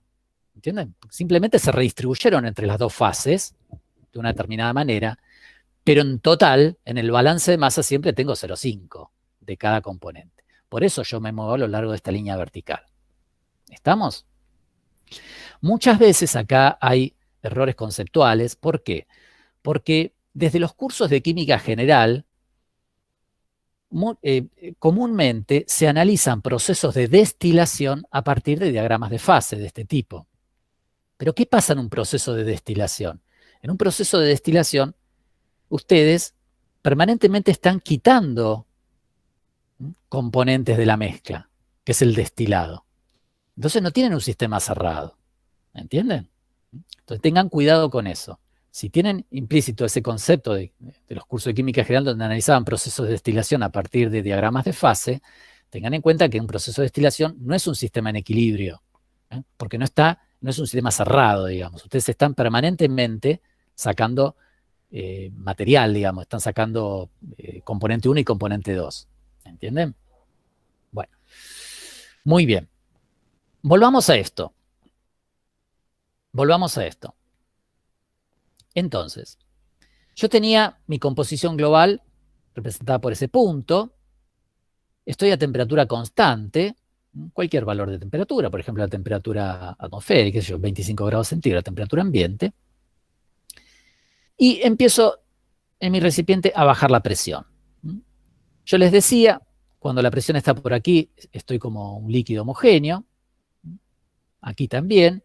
Y cuando llego ahí, se me forma la primera burbuja de vapor.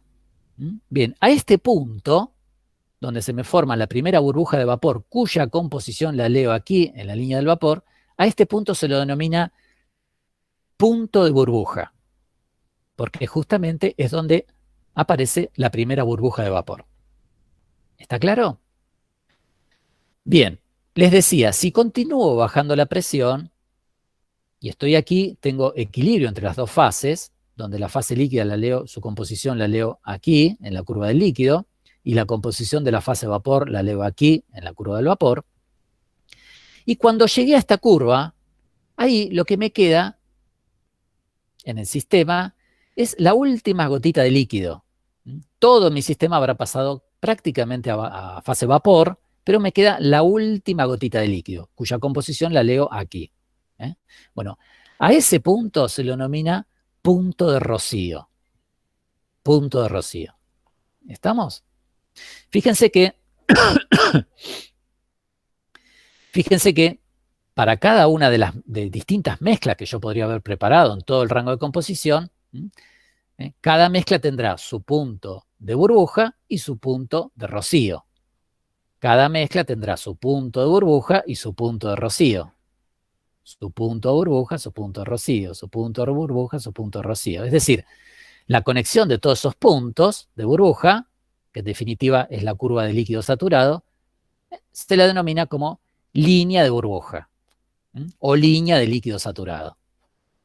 ¿Estamos? Esta sería la línea de líquido saturado o la línea de burbuja. Y esta otra sería la línea de vapor saturado o la línea de rocío.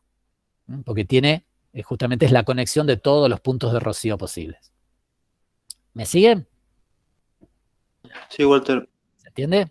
Perfecto, buenísimo. ¿Alguna pregunta? ¿No? Bueno, sigo adelante. Me queda responder otra pregunta que a lo mejor se las puedo hacer yo y me las podría responder cualquiera de ustedes. A ver, vuelvo al ejemplo que estoy considerando. Preparé una mezcla, composición global 0,5. Estoy aquí como líquido, empiezo a bajar la presión, bajo, bajo, bajo, bajo. Aquí me apareció la primera burbuja, cuya composición la leo aquí. Sigo bajando la presión y llegué aquí. ¿Sí? ¿Dónde leo la composición de la fase líquida? A través de una línea horizontal sobre la curva de burbuja o la curva de líquido saturado. Aquí, ahí abajo, leo la composición de la fase líquida. ¿Dónde leo la composición de la fase vapor? Bueno, una línea horizontal, aquí, sobre la curva de rocío, sobre la línea de rocío o sobre la línea de vapor saturado. Aquí leo la composición del vapor. La pregunta que les quiero hacer es, ¿por qué me tengo que desplazar a lo largo de una línea horizontal? Para mantener constante la presión. Muy bien, Iván. Sí. Muy bien, Iván. ¿Por qué? Porque justamente las dos fases están a la misma presión. ¿Entienden? Por la condición de equilibrio mecánico. Fíjense, la condición de equilibrio térmico se satisface porque estoy a T constante. Se tiene que satisfacer la condición de equilibrio mecánico. Por lo tanto, cada fase está a la misma presión. Recuerden que esto es un eje de presión. Pónganle aquí arriba en su apunte P. Yo no lo hice. Pónganle P. Estoy graficando P versus composición. Cada fase está a la misma presión. Por eso me tengo que desplazar a lo largo de una línea horizontal. ¿Entienden? Bueno, una línea dentro de una región de dos fases en equilibrio, una línea que conecta justamente a dos fases en equilibrio se denomina línea de enlace. A partir de ahora, cuando yo les hable de líneas de enlace, van a ser líneas dentro de una región de dos fases en equilibrio que conectan justamente a dos fases que están justamente en equilibrio. Lo que digo es, esta es una línea de enlace, ¿por qué? Porque me dice que este líquido, o una fase líquida con esta composición, está en equilibrio con una fase vapor con esta composición. Entonces, las líneas de enlace conectan a dos fases en equilibrio dentro de una región de equilibrio de fases en un diagrama. ¿Entienden? A partir de ahora, líneas de enlace. Entonces, en este diagrama de fases de equilibrio líquido-vapor, las líneas de enlace van a ser todas líneas horizontales, que van a ir desde la curva de líquido saturado hasta la curva de vapor saturado. Entonces, yo me posiciono en cualquier lugar del diagrama y siempre existirá una línea de enlace que me va a decir cuál es la composición de la fase líquida y cuál es la composición de la fase vapor en equilibrio. ¿Estamos? ¿Quedó claro? ¿Estamos bien? ¿Me siguen? ¿Sí? Sí, Walter. Bárbaro. Excelente. Fíjense lo último que les muestro aquí. Fíjense lo último que les muestro aquí para que vean cómo operan el sistema de ecuaciones. fíjense, siempre voy a tener el equilibrio líquido-vapor, para este caso particular que analizo, a presiones por debajo de la presión 1 de saturación, ¿ven? La presión del componente 1 de saturación es la más grande de las dos. Por lo tanto, mi equilibrio de fases líquido-vapor siempre va a estar comprendido, va a estar por debajo de la P1 de saturación y por encima de la presión 2 de saturación. Entonces, para el equilibrio líquido-vapor, la presión P siempre va a ser menor que la presión 1 de saturación, ¿ven? Entonces, si la presión siempre va a ser menor que la presión 1 de saturación, la ecuación 2 lo que me dice es que la composición del vapor siempre va a ser mayor que la composición del líquido, ¿ven? Porque este valor es más grande que este. Estoy dividiendo por un valor más chico, entonces siempre va a ser mayor. Es decir, eso es lo que cuando ustedes calculen este sistema de ecuaciones va a dar eso, ¿no es cierto? Entonces eso lo que le está diciendo es que la fase vapor, por ejemplo, para este valor de presión, la fase vapor siempre va a estar a una composición mayor que la composición del líquido en equilibrio. ¿Estamos? Así es como operan este sistema de ecuaciones. Bueno, muy bien. Ahora vamos a ver el segundo tipo de representación. Yo les decía, mi sistema de ecuaciones es este. Recuerden que lo que estamos analizando es el caso 1. A la fase vapor como una mezcla de gases ideales y a la fase líquida como una solución líquida ideal.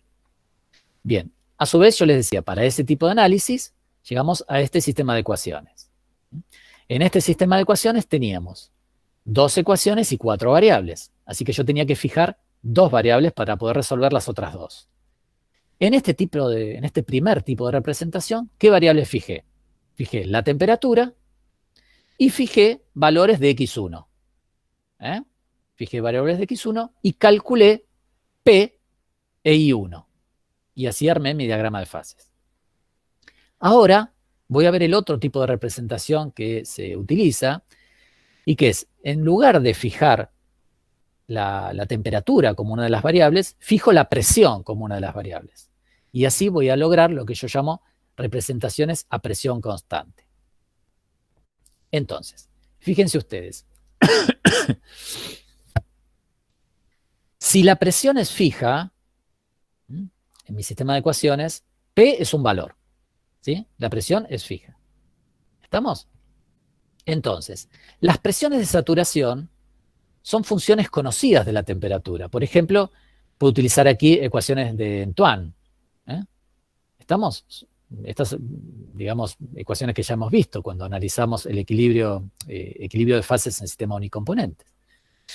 Entonces, les decía, las presiones de saturación son funciones conocidas de la temperatura. Entonces lo que hago para resolver mi sistema de ecuaciones es,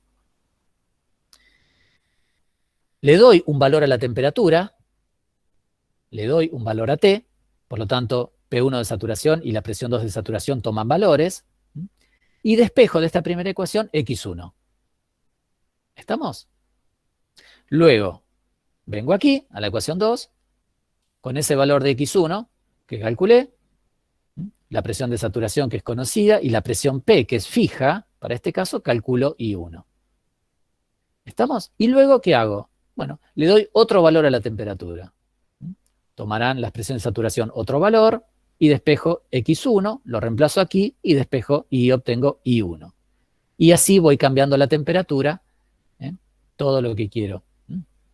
Repito para distintos valores de T. Bueno, repasemos lo que dice aquí.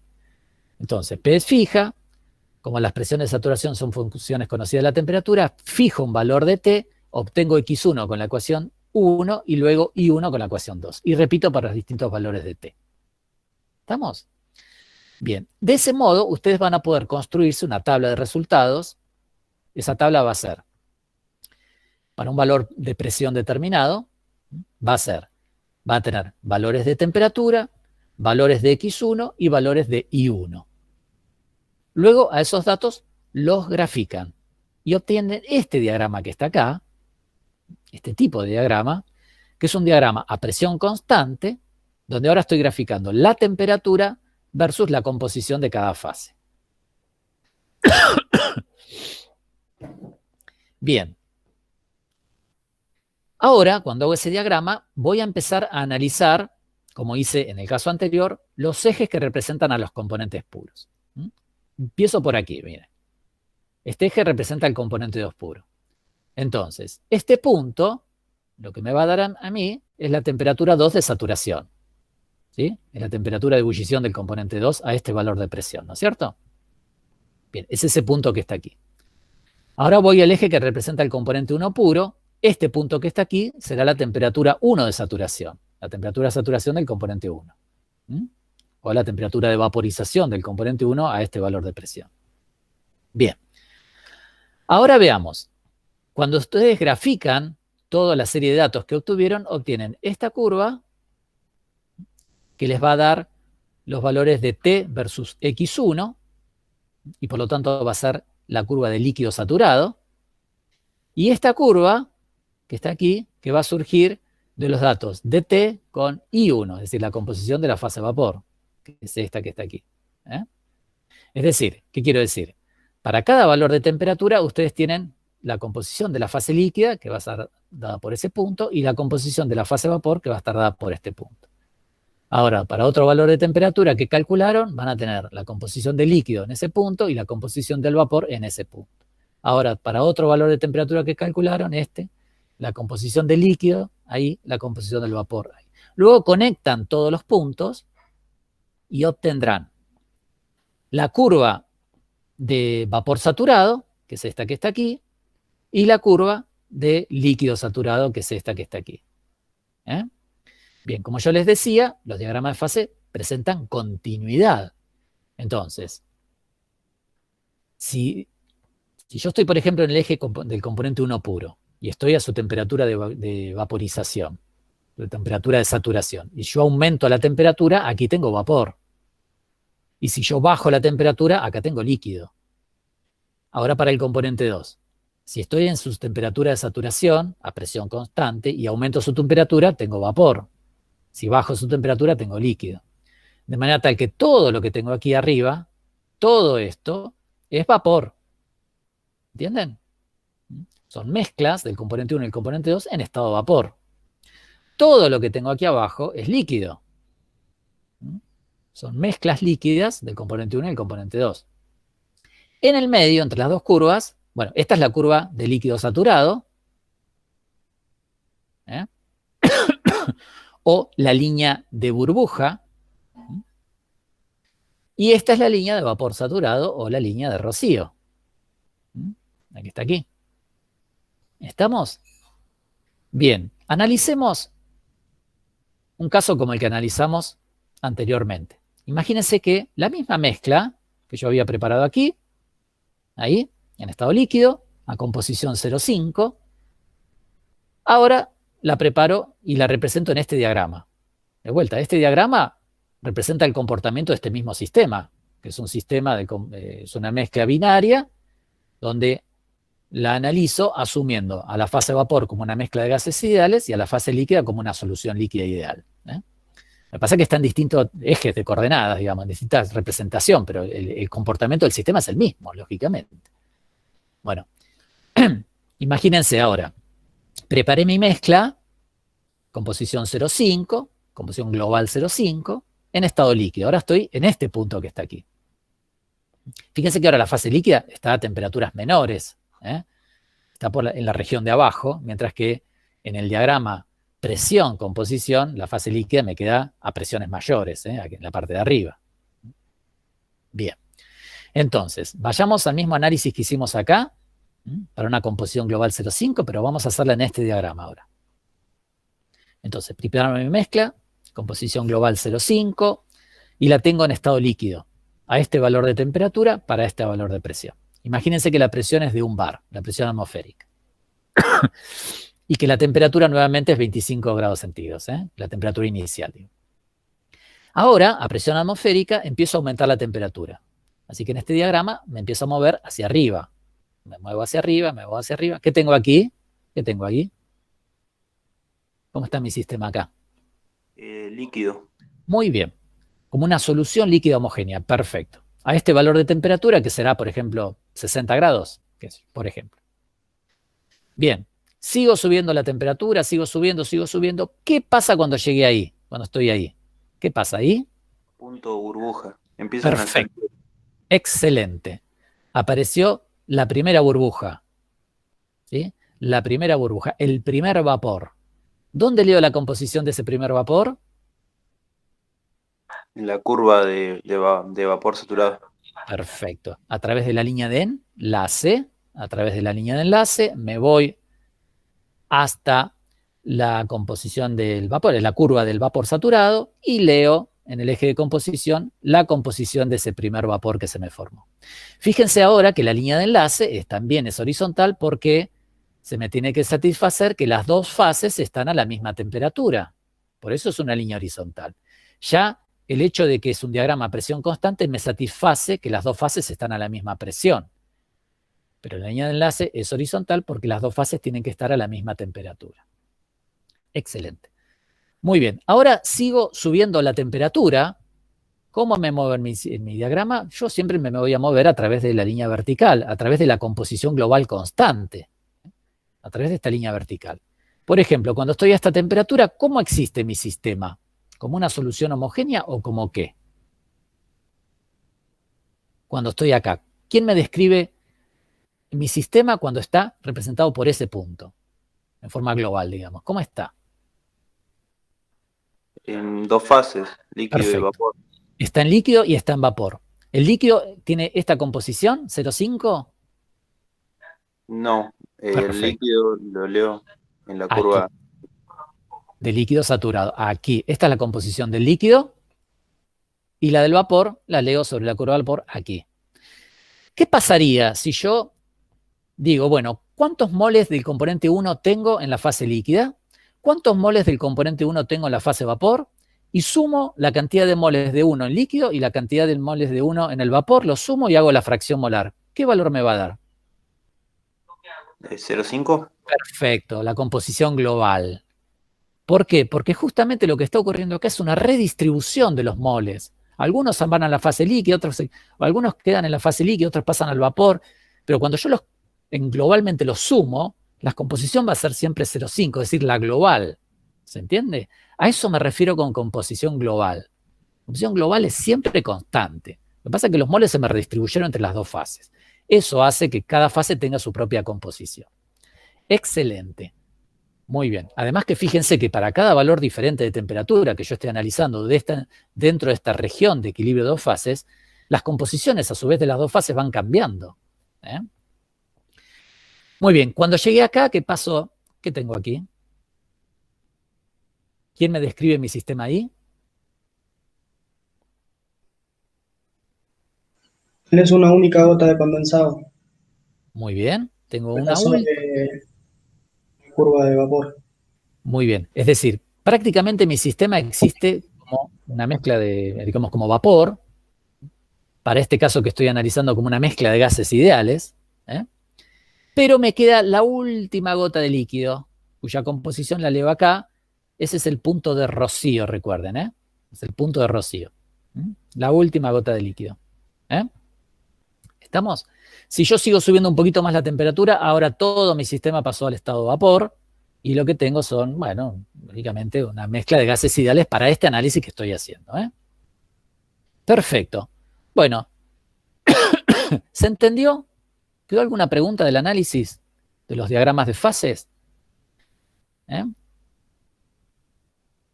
¿Alguna duda? ¿Alguna pregunta? ¿No? ¿Seguro? ¿Se entiende todo? ¿Sí? Bien. ¿Seguimos? Vamos a seguir adelante. Bueno, ahora quiero responder una pregunta que me voy a hacer. Y es la siguiente. El diagrama de fases, por lo que yo veo, me da la siguiente información. ¿Qué información me da? Bueno, primero me dice, para cada punto de mi sistema, es decir, si yo preparo un sistema cuya composición está aquí, por ejemplo, y lo tengo a este valor de presión y a este valor de temperatura, el diagrama de fases me va a decir, bueno, ahí lo que vas a tener, tu sistema va a existir como líquido homogéneo, como una única fase líquida homogénea. Luego, si yo preparo la misma mezcla y la tengo a una temperatura por aquí, me va a decir, bueno, ahora lo tenés todo como vapor. Luego, si yo esta misma mezcla, ahora la tengo a este valor de temperatura, el diagrama de fases me va a decir, bueno, ahora tu sistema existe en dos fases en equilibrio. Una fase líquida, cuya composición la vas a leer aquí sobre la curva del líquido, sobre la curva de burbuja.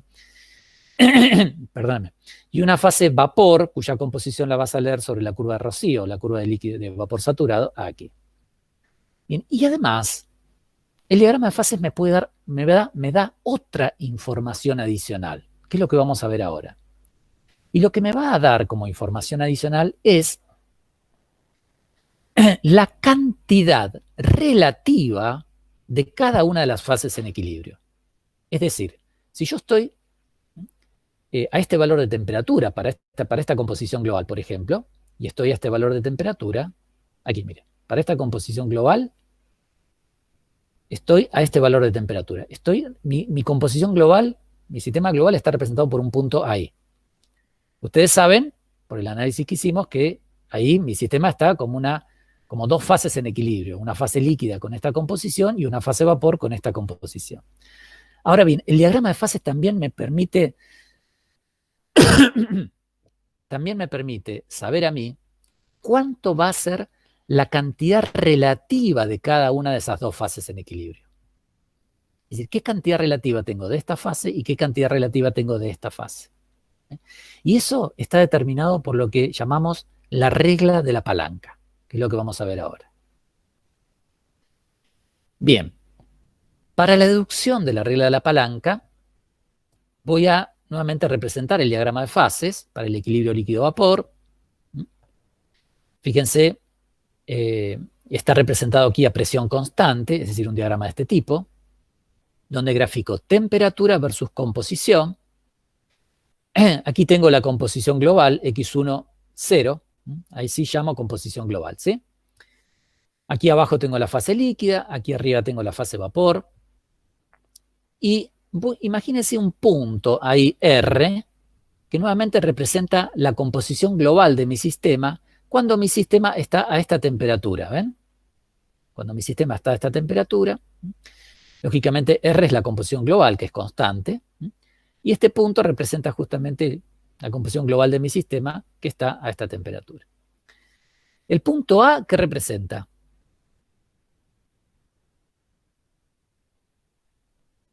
Help, ayuda, por favor. ¿Qué representa el punto 1?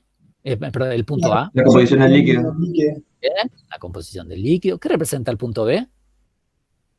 Composición de vapor. Perfecto, aquí abajo leen la composición del vapor. Muy bien. Excelente. ¿Estamos? ¿Y qué es esto? Una línea de enlace, ¿ven? Que conecta una fase líquida en equilibrio con otra fase, que es una fase vapor. ¿Estamos? Esto es una línea de enlace. Aquí se los aclaro para que les quede en el apunte. Una línea de enlace conecta los puntos que representan las fases en equilibrio. Bien, entonces ahora lo que voy a hacer es voy a deducir la regla de la palanca, que les vuelvo a repetir, me va a permitir determinar la cantidad relativa de cada fase. La cantidad que tengo de fase A y la cantidad que tengo de fase vapor. La cantidad que tengo de fase líquida y la cantidad que tengo de fase vapor para esta condición de equilibrio. Bueno, eso se los aclaro acá. La regla de la palanca da la cantidad relativa. Sí. Te hago una consulta. ¿Cómo medís esa cantidad? ¿En volumen, en números de moles? Bueno, ahora, Iván, hago la deducción y lo discutimos. ¿Te parece? Dale. Una vez que lleguemos a la expresión final, lo discutimos. Queda un poquito pendiente. La dejo pendiente la respuesta y ya la discutimos. Muy bien. Entonces, para la deducción voy a considerar esta nomenclatura que está acá. Y fíjense, miren. NT es el número de moles totales, es decir, N1 más N2, ¿sí? Para un sistema de dos componentes. N supra L es el número de moles totales de la fase líquida, es decir, es N1 más N2 en la fase líquida. N supra B es el número de moles totales en la fase vapor, es decir, N1 más N2 en el vapor. X1, como siempre, es la fracción molar del componente 1 en la fase líquida. Es decir, es N1 en el líquido sobre el número de moles de líquido total, ¿sí? N1 más N2 en el líquido, ¿sí? Y 1, como siempre, es la fracción molar del componente 1 en la fase vapor. Es decir, es N1 en el vapor sobre N total del vapor, es decir, N1 más N2 de vapor. X1 supra 0 es la fracción molar global del componente 1. Esta es constante, ¿ven? Esta es constante, es la global, que va a ser igual al número de moles de 1 en el líquido más el número de moles de 1 en el vapor sobre el número de moles totales que yo puse. Es decir, N1 total más N2 total, ¿sí? Es el número de moles totales. L, mayúscula, va a ser la fracción molar de la fase líquida. Es decir, ¿cuánto mol de los moles totales que yo tengo, cuántos están en fase líquida? Y eso va a ser el número de moles totales en fase líquida sobre el número de moles totales, totales, que yo puse para preparar mi mezcla. Y B mayúscula es la fracción de moles de la fase vapor. Es decir, cuánto de los moles que yo puse ahora están como fase vapor. Y eso va a ser N en el vapor, el número de moles totales del vapor, sobre el número de moles totales que yo puse en la mezcla. Bueno, esa es la nomenclatura que voy a utilizar. Entonces, la deducción es muy sencilla. Simplemente aplico un balance de masas y digo, por conservación del componente 1, yo tendré que número de moles totales, todos los que yo puse, por la fracción molar del componente 1 global, ¿qué me da esto? ¿Qué me da esto? El número de moles totales que yo puse por la fracción molar del componente 1 global, digamos. ¿Qué me dará esto? Los moles totales de 1. Muy bien, Bernabé. Estos son los moles totales de 1 que yo puse cuando preparé mi mezcla, ¿ven? Es el número de moles totales, que es N1 más N2, por la fracción molar de 1 global. Estos son los números de moles de 1 totales.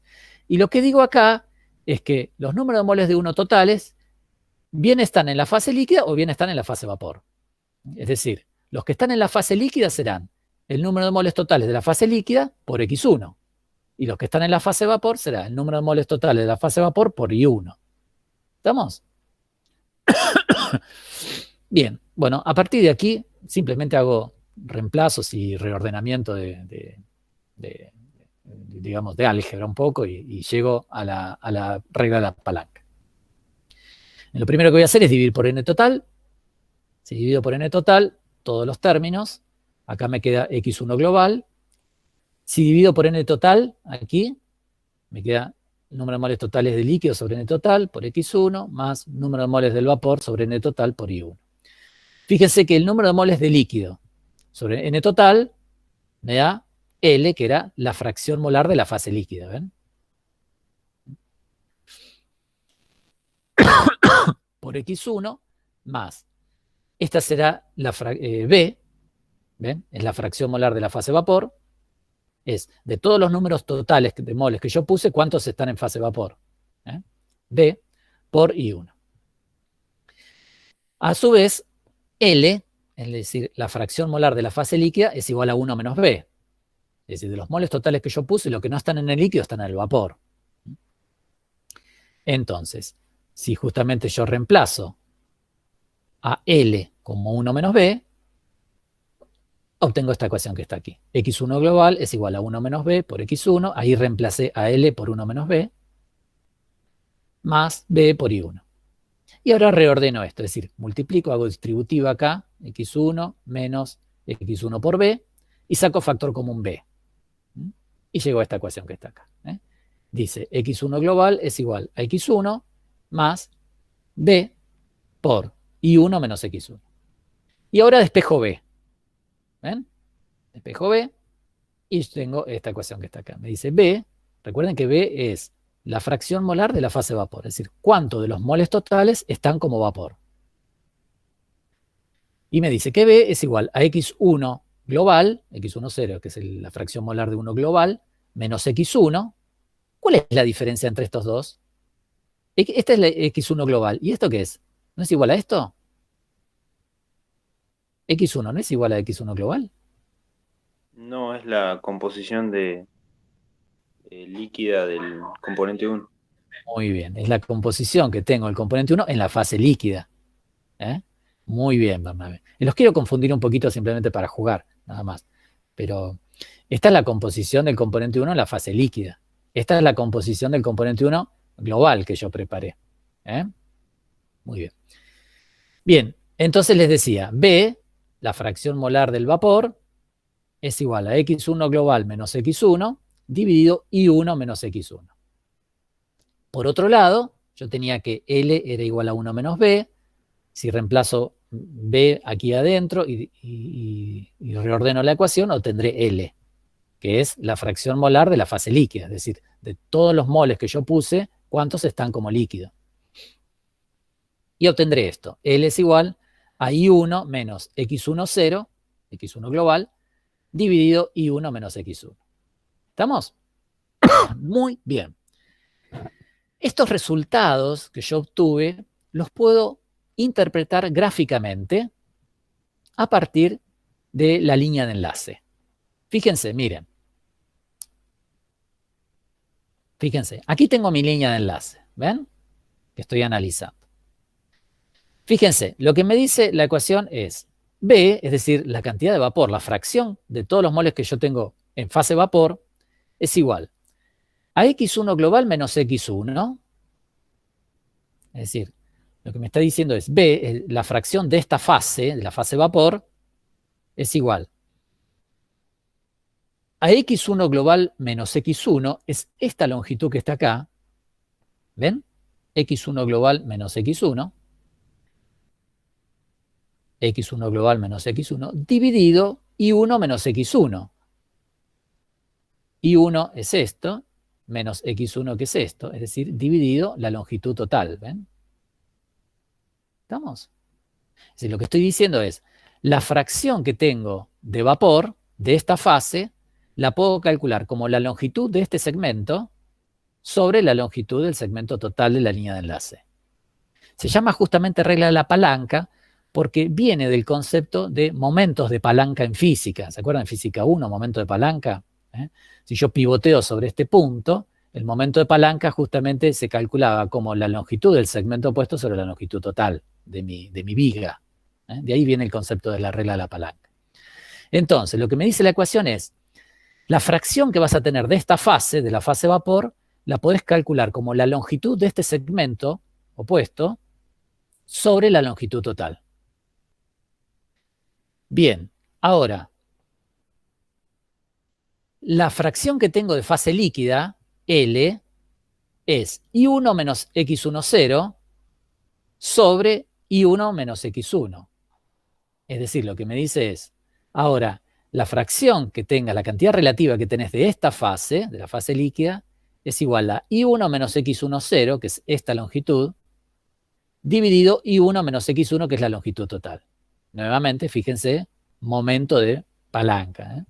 ¿Estamos? Si yo quiero saber el momento de esta fase, será la longitud del segmento opuesto sobre la longitud total de la línea de enlace.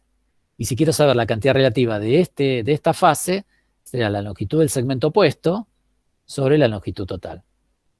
¿Entienden?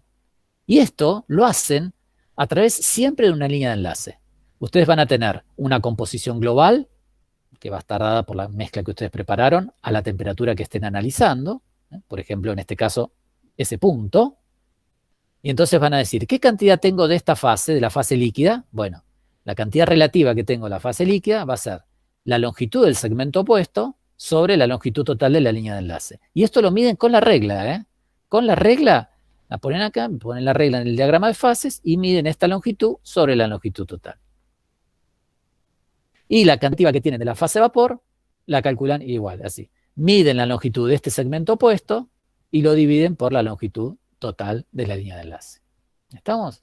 Algunos lo que hacen también, si quieren, utilizan la escala de composición aquí abajo. Como la escala de composición es lineal, ojo, no les pongan aquí una escala que no sea lineal. Si la escala de acá abajo es lineal, siempre va a aparecer una escala lineal.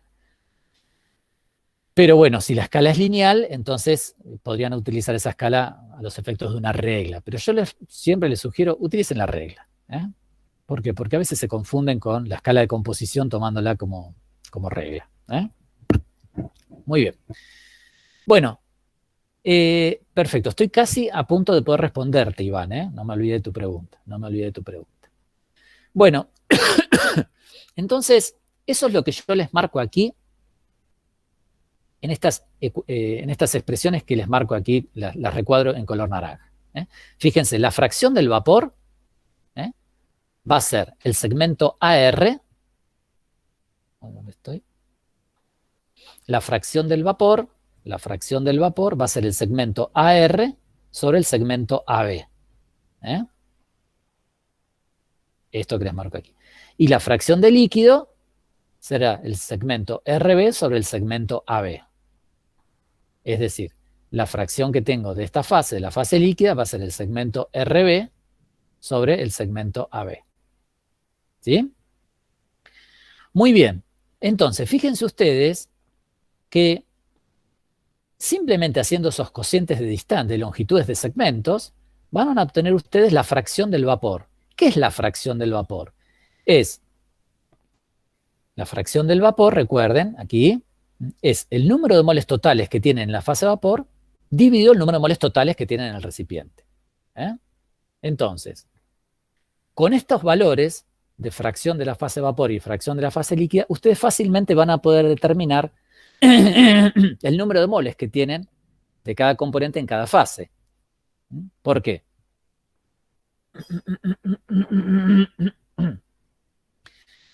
¿Por qué? Porque si yo tengo el número de moles, la fracción total del vapor, yo simplemente despejo de B, digamos, el número de moles que tengo en la fase de vapor. Simplemente hago número de moles en el vapor va a ser igual a B, que lo determino gráficamente como acabo de demostrar, por el número de moles totales que yo puse en mi recipiente. Y así obtendré el número de moles que tengo en la fase de vapor. ¿Sí? Si a este número de moles en la fase de vapor lo multiplico, por ejemplo, por X1, lo multiplico por I1, ¿qué voy a obtener? Si al número de moles totales en la fase de vapor lo multiplico por I1, que lo determino del diagrama de fases, ¿qué obtengo?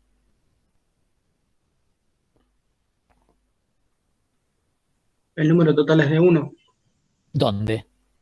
En vapor. En vapor. Es el número de moles totales del vapor por I1.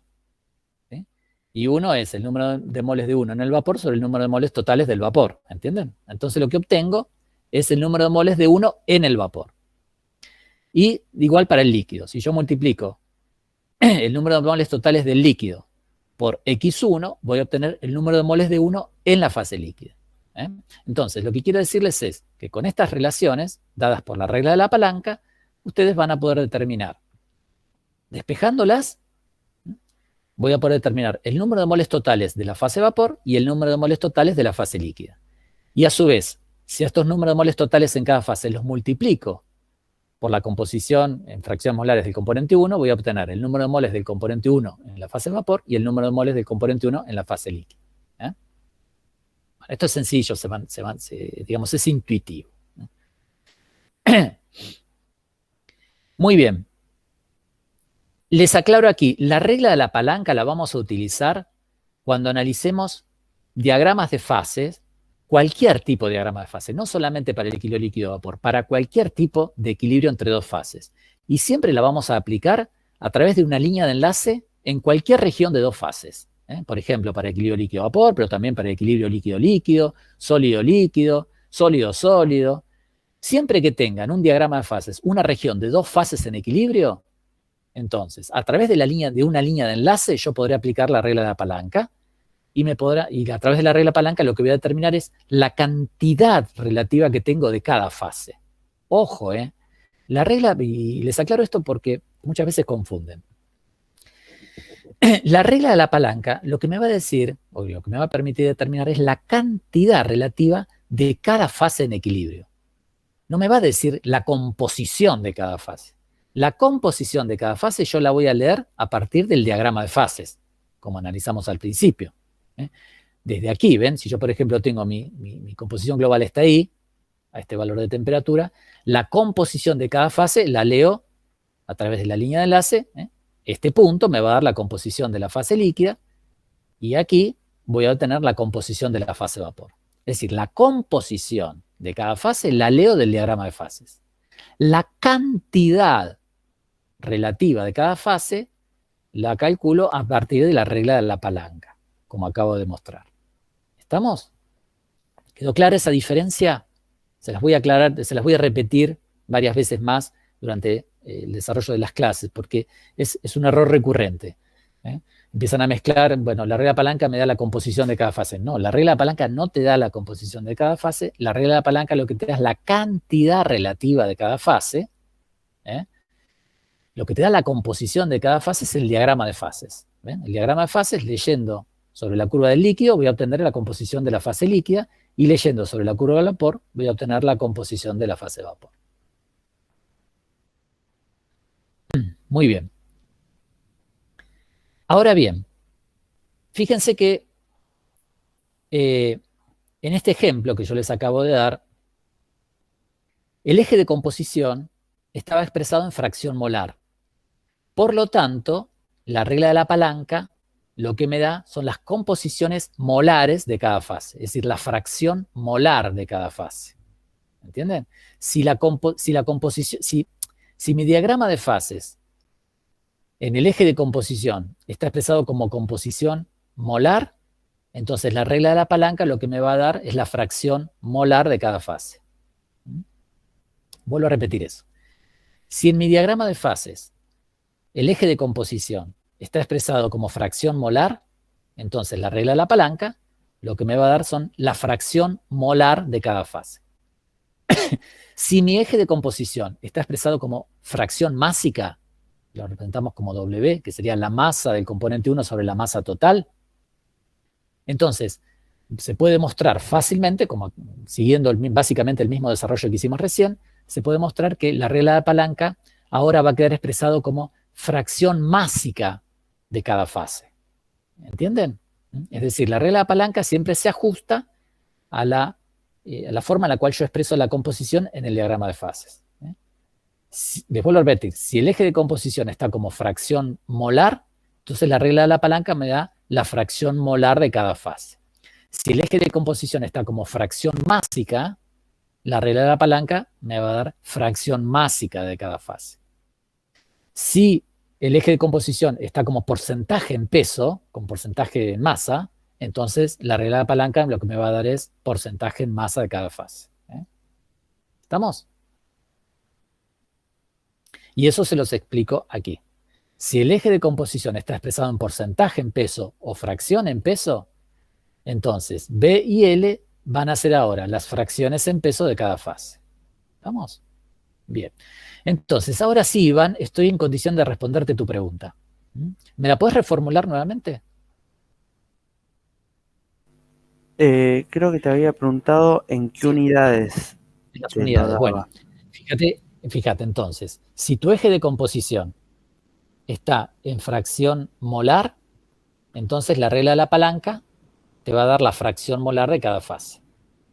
Si tu eje de composición está en fracción másica, entonces te va a dar, la regla de la palanca te va a dar la fracción másica de cada fase.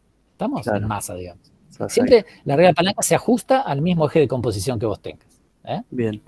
Te va a dar una fracción en el mismo eje de composición que vos tengas. Sí, decime. Aprovecho para hacerte otra pregunta.